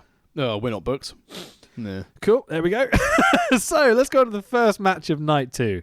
We're into our quarterfinals, and we've got Yamato with no entrance versus Gedo. Again, we hope this was going to be Dino versus Gedo, but this is still quite good. So Gedo attacks Yamato's knee early. Gedo does lots of "come on, tap, motherfucker," which is fucking brilliant. Ref gets knocked to the ground. Gedo low blows Yamato. Repeat of the earlier night. Yep. So you think, oh, is this the finish? But almost immediately, Yamato low blows Gedo, and you're like, they're both heels. Yes. Gedo responds just to go fuck very loudly, which is awesome. Gedo goes for the Gedo clutch. Yamato reverses it and locks in the sleeper hold. Gedo goes night-night but doesn't tap because you can't have him tap because he's Gedo. The ref stops the match, and your winner and into the semi-finals is Yamato, who will face either Devitt or Dino. Which is our next match. What do you think of this one, firstly? Yeah, really nice storytelling. I liked it reverts back to night 1 with the low blow. Yeah. So again, good storytelling. If you haven't got longevity with these tournaments, you need stuff like that to keep you interested and just to keep it different almost. And it was nice to put it through in the first match as well, because then if people had attended both nights, they'd be like, aha, I see. Fucking A, man. Yeah, totally. I'm assuming these are both broadcast on TV live. I'd assume so, yeah. Because this stuff doesn't make sense if you haven't seen the first time, but whatever. Not at all. So next up, we've got Danshuko Dino versus Devitt, or Devitt. Dino forces himself upon men in the audience, as you might expect, just like the night before. It goes to make out with the commentator again, kind of teases it, does so, and then the old guy, who's also commentating, stands up and tries to punch him as hard as he fucking can. It's like, what's happening? Old world and new world meet. It's so weird. But Dino doesn't give a fuck, and I think everyone's in on it apart from the other commentators. Like, hey, don't try and kiss him, you fucking gay. Like, tries to deck him. It's fucking hilarious. And like, I would say Dino's handlers, whatever, do a really good job of like bringing it down to be like, don't hit him. He's got to wrestle Prince Devitt, for fuck's sake. We've gone too far. And who would have thought the commentator right hook is what's going to take him out of his match with Devitt? Can you imagine if he connected and literally just cold cocked him right there, knocked him the fuck out? Oh, so funny. It looks like a shoot. It must be. It must be a shoot. Right? The commentator's not going to throw a punch like that. He'd push him away. But he just proper went for it. It was brilliant. Like, we know what a working punch looks like. That was not a working punch. That was everything that old man could put behind that fling, wasn't it? I love the way Dino does not give a fuck. Like, if this was me in the situation, I'd be like, oh, for fuck's sake, I'd lose character like straight away. Dino is fully in character, sitting there going, ooh, like behind his hand. It's like, he's fucking great, man. So no ring entrance for Devitt of all people. Like New Japan's like sexy young star coming up or whatever. They only get one go at copyright, a show. Oh, well, maybe that's it, yeah. But I did miss his music again. Like, that's part of the Devitt character at this point as well, but whatever. So Devitt goes for the handshake and Dino kisses him on the hand and attempts to lock up with his penis, which is fucking great. Dino really likes Devitt. Like, he liked Jado the night before, but holy shit, he's going after Devitt so hard. You can see why. Did I mean to say that? Anyway. So basically he proceeds to molest his bum and dick quite a lot. For every forearm Devitt has, Dino has a dick grab, which I think is just the genius of these two together. Face hump Frankensteiner, and Jesus fucking Christ, Finn does a double stomp coup de grace to the dick. You're like, oh, it's fucking great. Can you imagine that going through that match in like slightly broken Japanese? Coup de grace your pee-pee? Yeah, coup de grace. This, yeah. So big. German suddenly. Big, strong. So big, so strong. For the 1, 2, 3, unsurprisingly, if I took a double stump off the fucking top of my dick, I'd be like, fuck this, I'm out of here. So Devitt versus Yamato in the semis, and I'm like, oh yeah. Yum. That's a match I'm looking forward to. Yeah. Fucking A. So cross-promotional, two superstars I'm a massive fan of. Yeah, thank you very much. Well booked, Liger. Well booked. Unfortunately, we lose Dino from this show, though, because he's not even in the tag match later on, because obviously he's been eliminated. Slash arrested. Yeah. The commentators murdered him backstage. So Dino does cut a little promo backstage, just like he did on night 1, where he ends up molesting the camera operator afterwards. And it's like, this is fucking great. Fully committed to the character. Yeah. Love it. I mean, is there anything more we need to say about Dino? I almost don't want to move on because I just want to talk about Dino for the next hour. But we will make sure when we do a DDT where he will be a prominent figure in that show. Undoubtedly, yeah. Like he's in all of them. Like even when he's injured and stuff, he still comes out and does promos and all sorts. Anyway, so moving on to our next quarterfinal match. Yep. We've got Kanemoto against Taguchi. Both love touching each other's dicks. Oh, no, wait, no. Not these lads. So, I mean, this is my first, like... Can you imagine Kanemoto? They're like, you want me to do this? I bet he would against Dino. So no entrances for either guys, and you can realise why immediately. Like, this is a washover match almost. Like, let's just get to the next round, shall we? So lots of kind of sloppy mat wrestling to start. They're kind of doing rolling. It was very, very slapdash, wasn't it, this? Yeah, this was nothing planned. This is like, we'll just go out and call it in the ring. We know what to do. And it went badly. Yeah, it wasn't great. This is very much just like, let's just get to the next round. So Koji attacks Taguchi's knee, which is a theme of this show. Like, there's constantly going after knees for some reason. This is a wrestling match, is what I've written down. Because it's okay. It's not bad. Yeah, my notes on this is a case of generic wrestling, opening card fodder.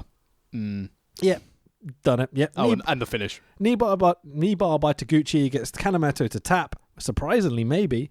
So your winner of the match and to face either Marufuji or Tiger's Mask is Taguchi in the next round. I can't still find it funny.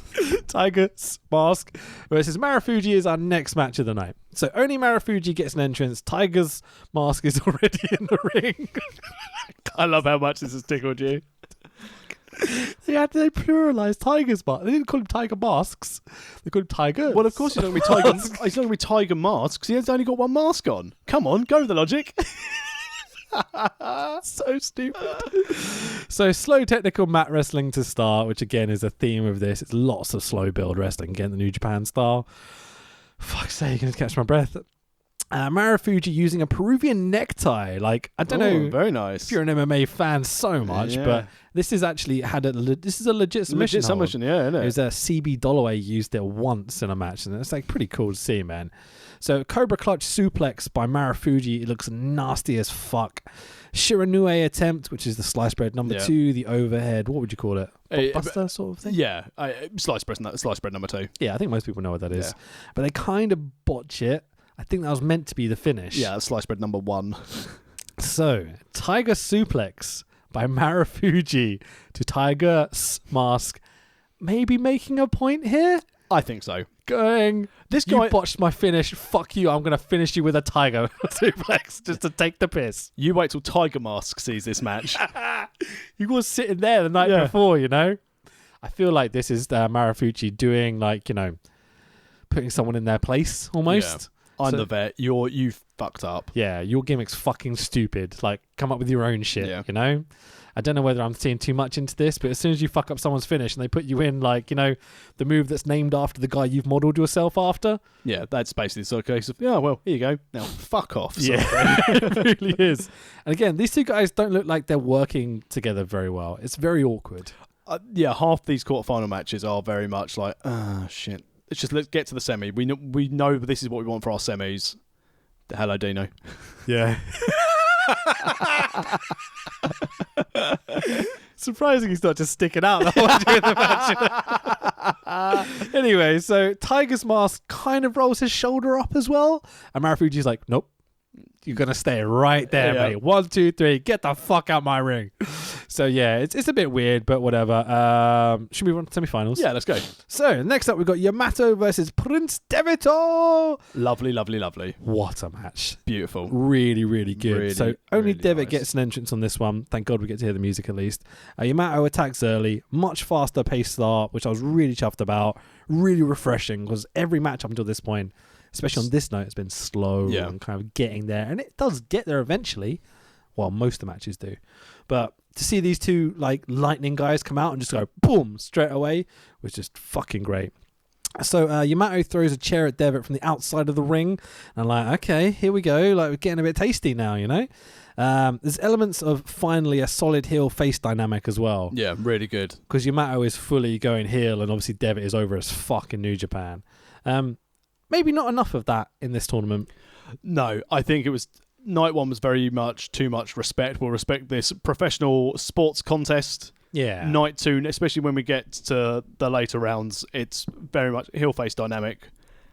And that's when the good storytelling comes through in the ring. Yeah, totally. So Yamato is jaw-jacking with the audience. He stands on Devitt and looks down. Like, some really cool moments here.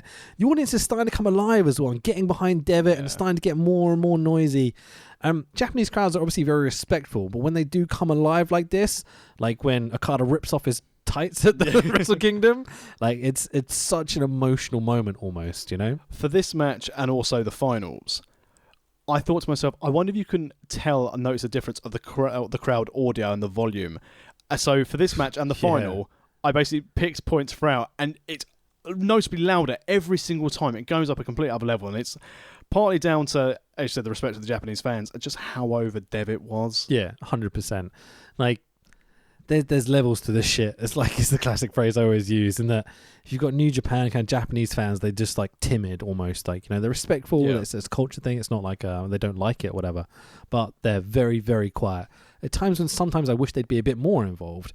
Then you have, like, you know, WWE, which, like, the crowds give a shit and they can get really noisy, but they're I can't think of a different word. They're a nuisance at times. Yeah. And then you have, like, OTT, where they're, like, fucking brilliant. They react to everything. And you have Progress, where they never shut the fuck up. Like, you know? And so it's like, it's different, I think, is what I'm trying to say here. I don't dislike it, but when...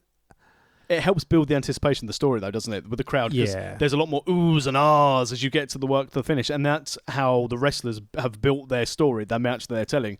They want to get to that crescendo at the end. Yep. And if the crowd are buying into it and doing that, then you know you've got a classic match. Yeah, definitely. And I get frustrated with the Japanese fans sometimes. I wish they'd be more noisy when good shit's happening. But I love it when they let loose. Yeah. It's like, you can see them just like, oh, people are starting to stand up almost. You're like, oh, you're not meant to do that in your culture. Like, you're that excited. You know? You could see, like, the odds just little like, oh, no, I must sit back down. Yeah, I'm going to no. Yeah. It's really lovely moments that, like, these little things you notice about Japanese wrestling, which I can understand why an average fan, like an American fan that's used to seeing, you know, Batista, bang, pyro, boom, John boom. Cena, and, you know, these guys, and just the cheering everything, and no matter how good or bad they are in the ring or whatever. It's just, yeah. So we get a brainbuster off the top by Devitt, is completely no-sold by Yamato. Top rope brainbuster. He escaped it, yeah. Yamato locks in the sleep. You've got to have one big no-sell, right? But no.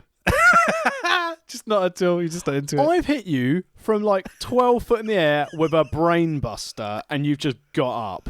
I know he basically no-sold all the basically like cranium shattering, skull destroying punches in the first round, but Jesus Christ. Yeah, true. Unless he's a head shrinker, and then it's fine. It's so racist for whatever. No, not by you. The gimmick is racist. Yeah, the tag team head shrinkers, but yeah, exactly. If he's Samu or I'm from an island, therefore my head doesn't hurt when I hit it. Like, yeah, where's Meathead from? Is he from Samoa? No, but he's in Purpose to Pain, apparently. New gimmick. He loves it.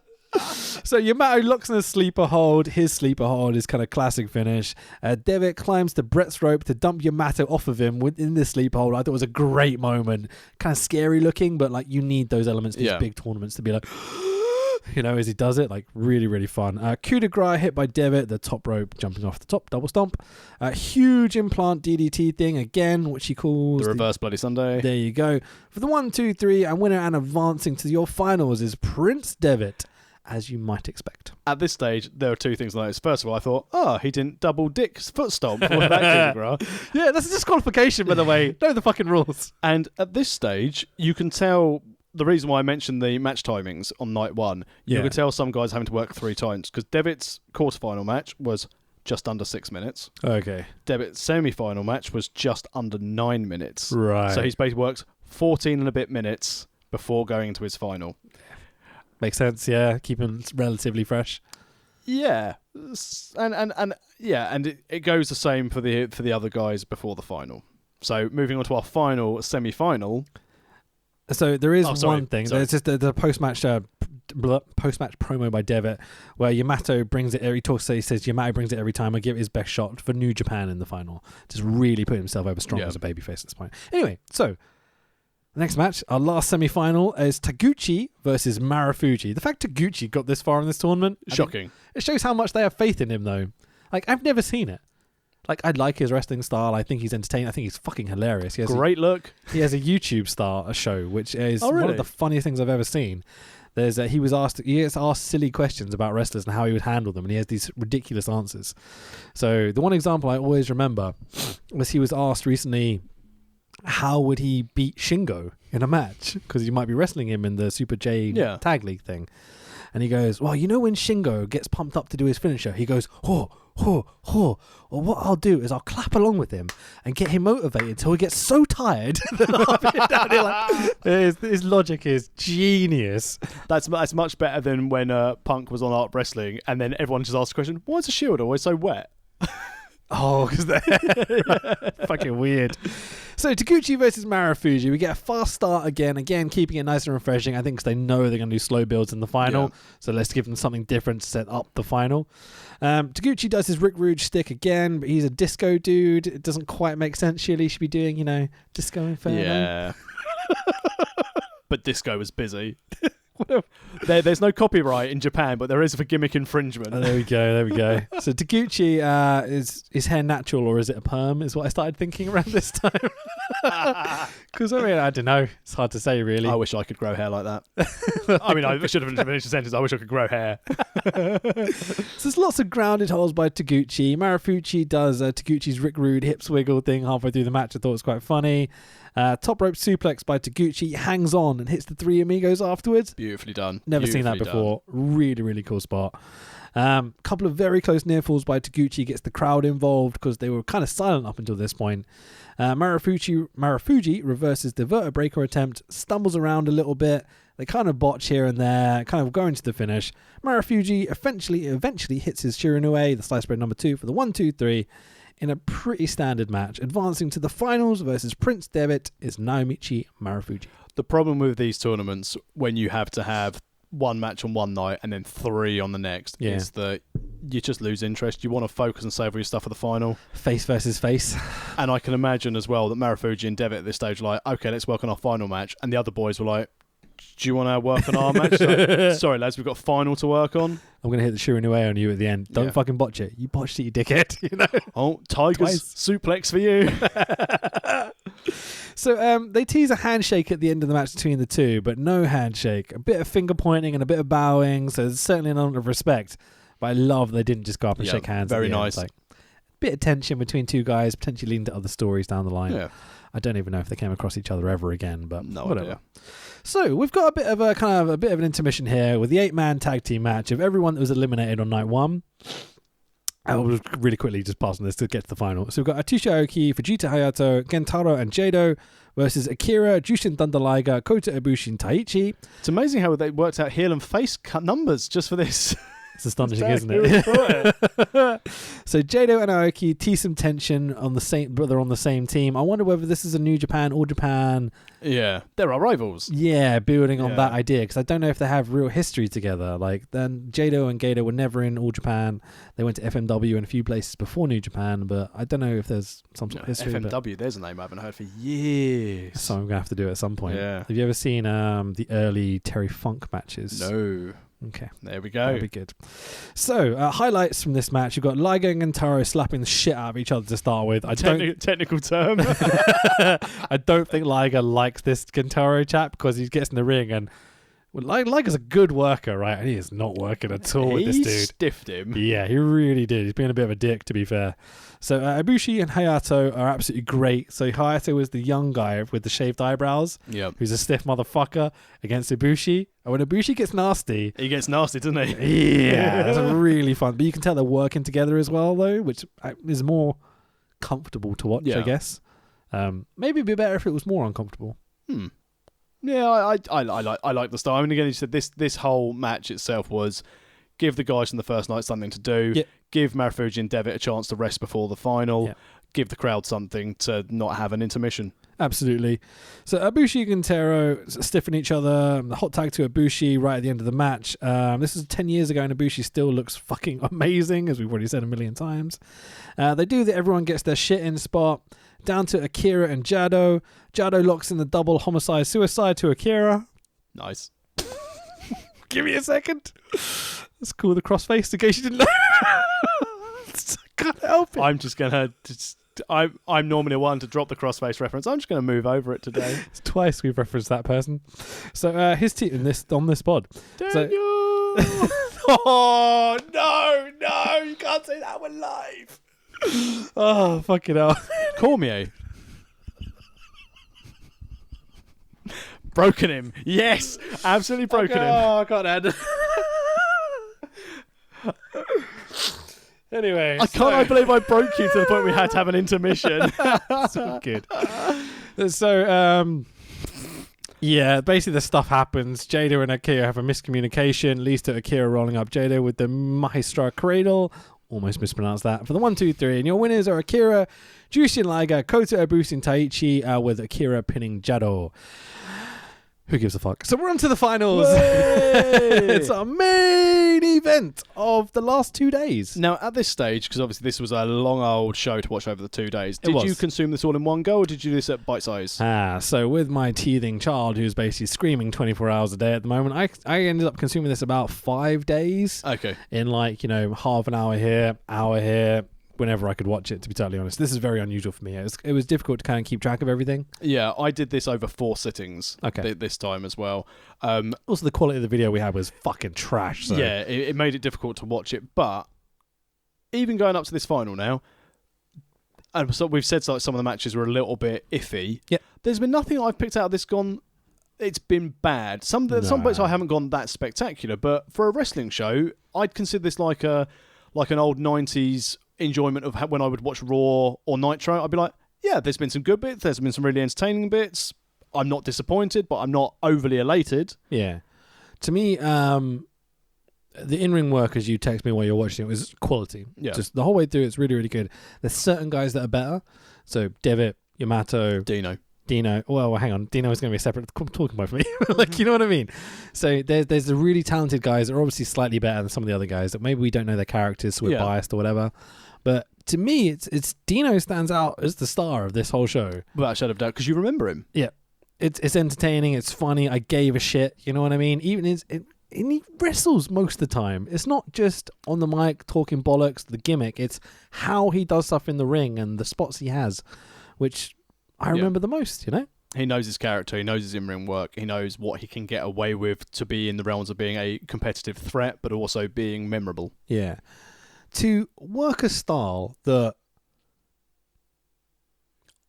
2 straight men can sit and watch and appreciate and laugh and not feel like any sort of weirdness, intimidation, or like he's taking the piss out of gay people necessarily. Yeah, because he's so fun-loving, I think, is what I'm trying to get at here. Even around that time, and again, I'd like to say in general that I would like to believe the world is a more accepting society of people who want to just be who they want to be. Yeah. But even in 2009, especially in somewhere so conservative as Japan, to be this character... It's so brave. Yeah. It's very brave to do it, because you can imagine a lot of people would be turned off by that. Yeah, they'd be absolutely. like, we don't want to go and watch this fake gay wrestler do his thing. If you just wrote down what his character was going to be, and someone gave it to you, you were just like, fuck no, I'm not putting that on the show.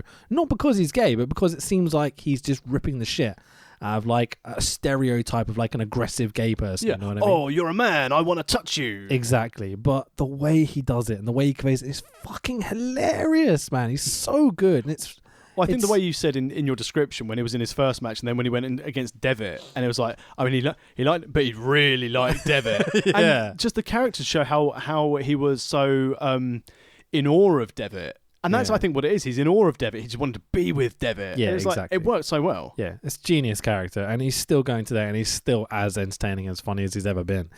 He does a lot of the same spots, though, I will be honest. I'd love to see some new stuff out of him. Yeah, but, once you go gay, there's no other way. There you go. So, our main event of the Super J Cup 2009 is Naomichi Marufuji representing Professional Wrestling Noah versus Prince Devitt representing New Japan and Ireland. So we got Red Shoes as the referee for this, which I'm absolutely chuffed about. Always gets the big matches. Hello, Red Shoes. Love you so much. Here we fucking go. Let's go Devitt chance to start off the match. The crowd are really, really behind Devitt. Looks strong from the start. Clean break from Marufuji. you know what's happening. We've got face versus face. We're doing Rock Hogan levels of like, who's going to get there, who's going to be the top guy, blah, blah, blah, blah, blah. Pure competition. That's all this match is. And this is what you need in the main event. Absolutely loved it. Yeah. Absolutely loved it. As you said, the storytelling, because it's always difficult to book face versus face. Yeah. Especially interpromotional face versus face. Because now you're looking at, well, who do we want to go over? Who do we want to be the big star? Who do we want the crowd to go for? And by actually having it as a legit competition, you could see the fans, there were obviously their favourites, and they were definitely more in Balor's corner because, he's our New Japan boy. With their pro wrestling, no, they're the outsiders. But I worried they were going to start booing Marufuji because he's from a different promotion. Yeah. But you've got to remember that everyone runs this venue as well. Yeah. So there are Pro Wrestling Noah banners and stuff. Yeah. I'm sure there's Pro Wrestling Noah fans in the crowd. Yeah. But it was told really well. One of the things I really like about how they start this match is you immediately get the sense that they both had the opportunity to cheat, but neither one did. Yeah. And so neither's going to cheat. Neither's going to even bend the rules at all, And it's almost an element of, I was thinking, like, is one of them maybe going to bend the rules and therefore pick up the victory and such? That was a nice tease throughout, though, wasn't it? It was a case of is anyone going to break? And if they are going to break, who is going to break? Yeah, really clever storytelling. And they did this with very little as well. Yeah. Like, very, very smart. Anyway, I don't know how they do it. It's just impressive to me. I've never been trained, so who knows? So, great technical exchanges to get the crowd more involved right at the beginning of the match. Both managed to avoid strikes early, kind of signature strikes as well, which is a nice touch as well, putting over that they're really going for it. They're going to emphasize these big matches, Excuse me. So tournament competitors are at ringside as well, including Liger. His tournament, his concept, got to be a big vested interest in the result, really nice touch. And the prize, obviously. Yeah, but Liger seconding essentially like two younger guys. It's a nice element to put it over, really, really works. Marufuji jumps over the top rope to give Devitt a dropkick on the outside. Fucking ow.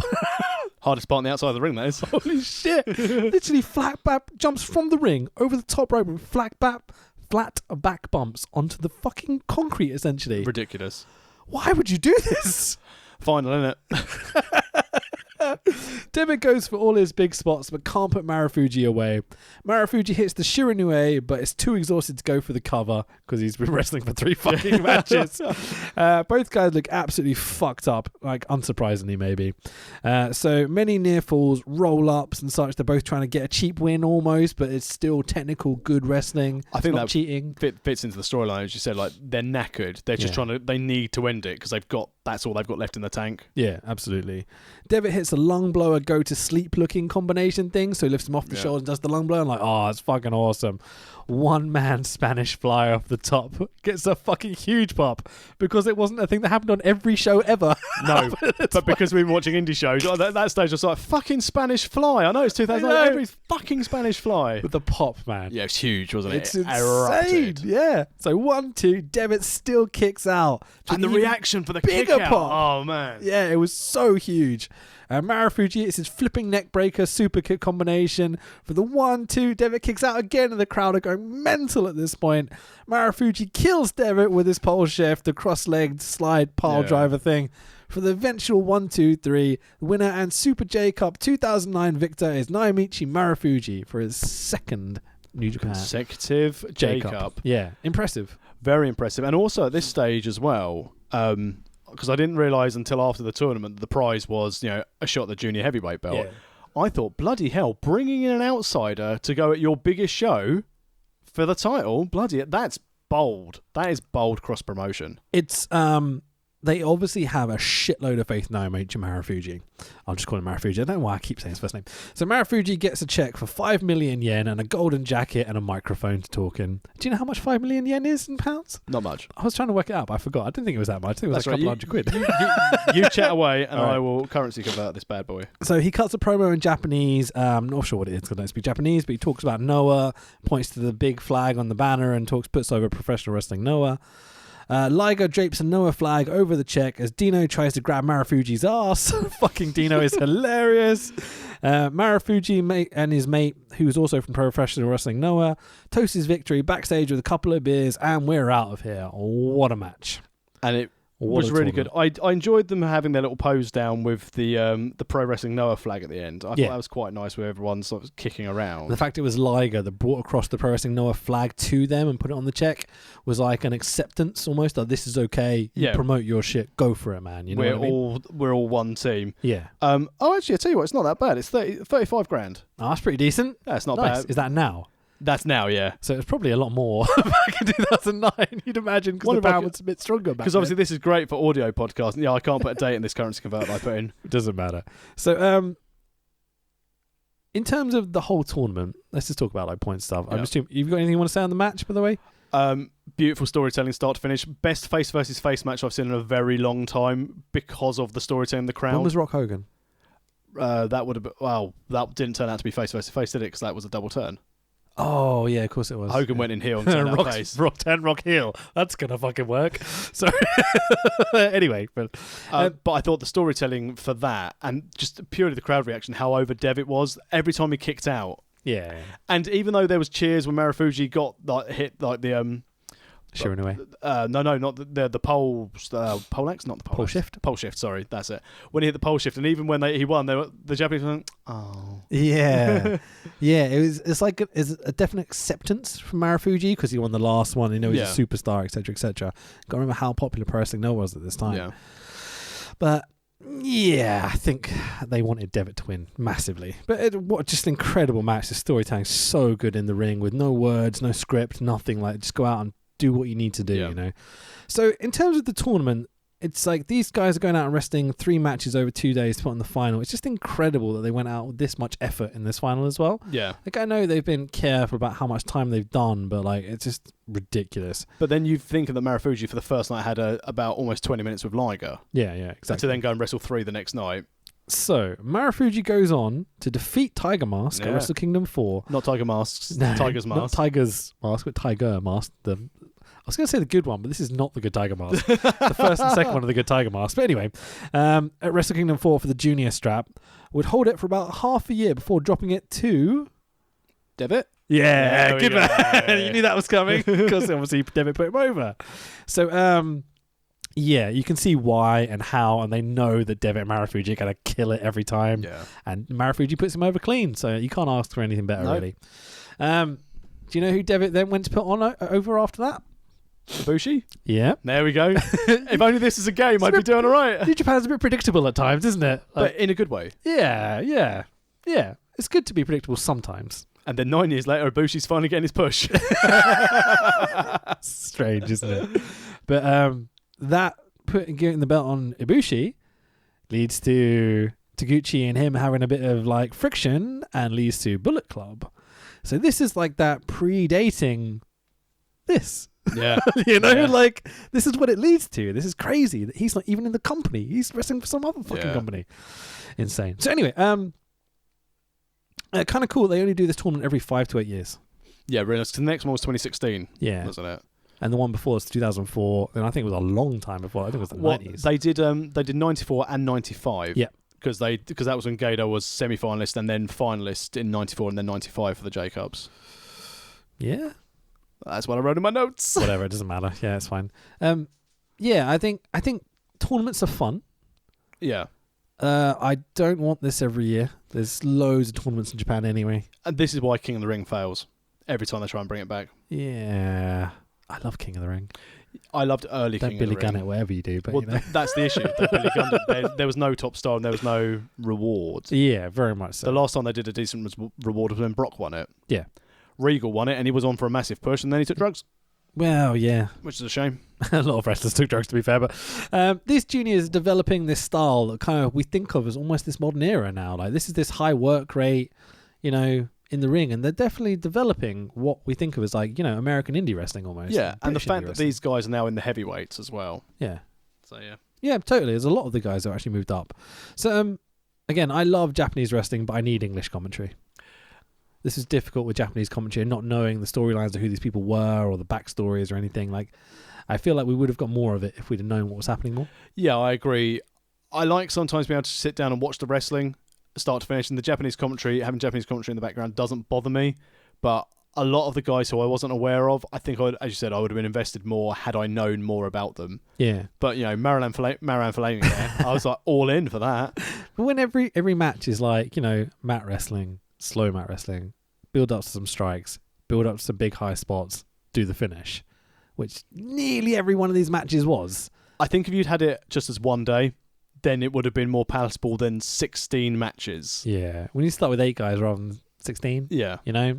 Quarters, semis, finals, But I'd assume if they were to do another J Cup and it was hosted by New Japan, they'd do it with the English commentary. Oh, absolutely. Yeah, this is a thing that people will tune in for because it's so special as well. Yeah. Be interesting to see who hosts the next one, whether New Japan do hang on to it still, because they've done the last couple. I think it'll become a New Japan thing. Yeah, every 5 or so years. Maybe Liger will do his own sort of promotion thing, maybe? I don't know. I wonder if they'll go 2020, because, it's a... That makes sense. It works out in the timing as well. Yeah, 4 years since the last one, but, World Cup style it. J-Cup 2020. Yeah. That's what it's going to be, isn't it? Yeah. So, Don't go to Qatar. Fucking That would be in the winter.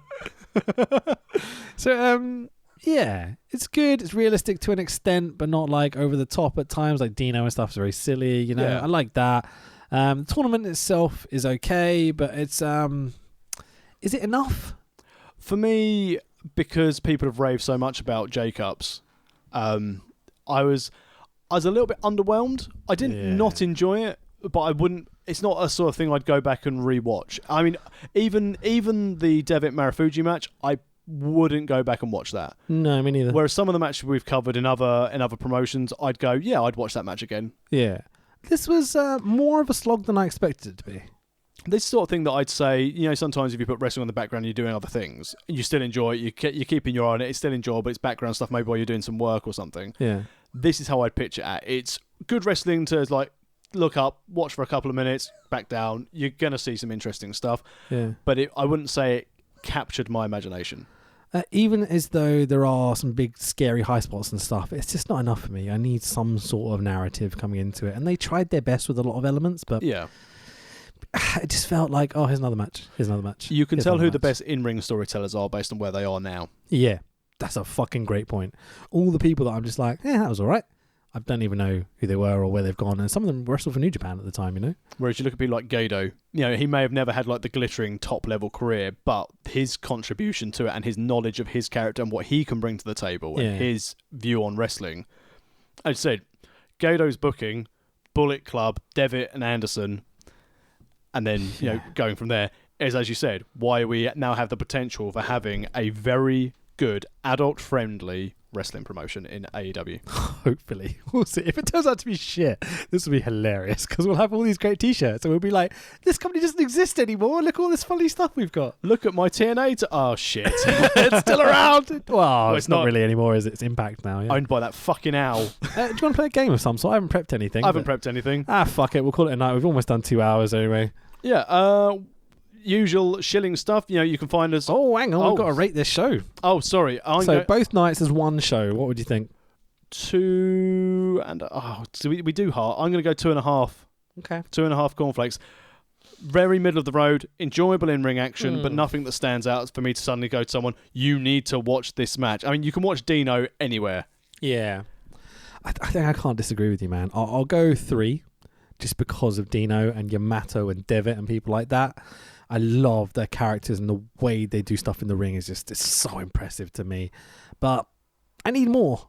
I need much more than this. Yeah, I said I was left a bit underwhelmed, and I think, as we've said before in previous pods, this was about 6 hours in total, including interviews, pre-match, everything. I don't have the attention span for it unless it's really captivating. I didn't think it was going to be this much of a slog when I picked this one. I'm going to be honest. We were asked to do Super J Cup 94 by one of our listeners. I think it was Yuvraj or something, maybe. But anyway, we didn't do that because everyone does that. But we did this one instead. So there you go, mate. There's a review.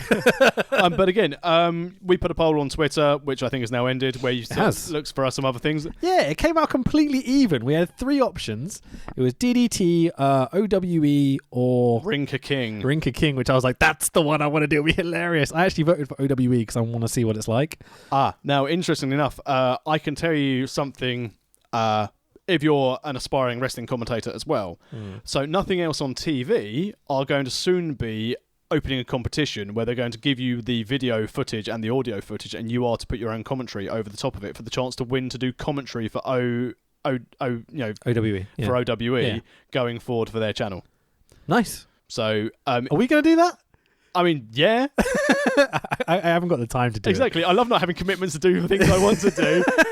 But, check it out on Nothing Else on TV if you want to check those guys out.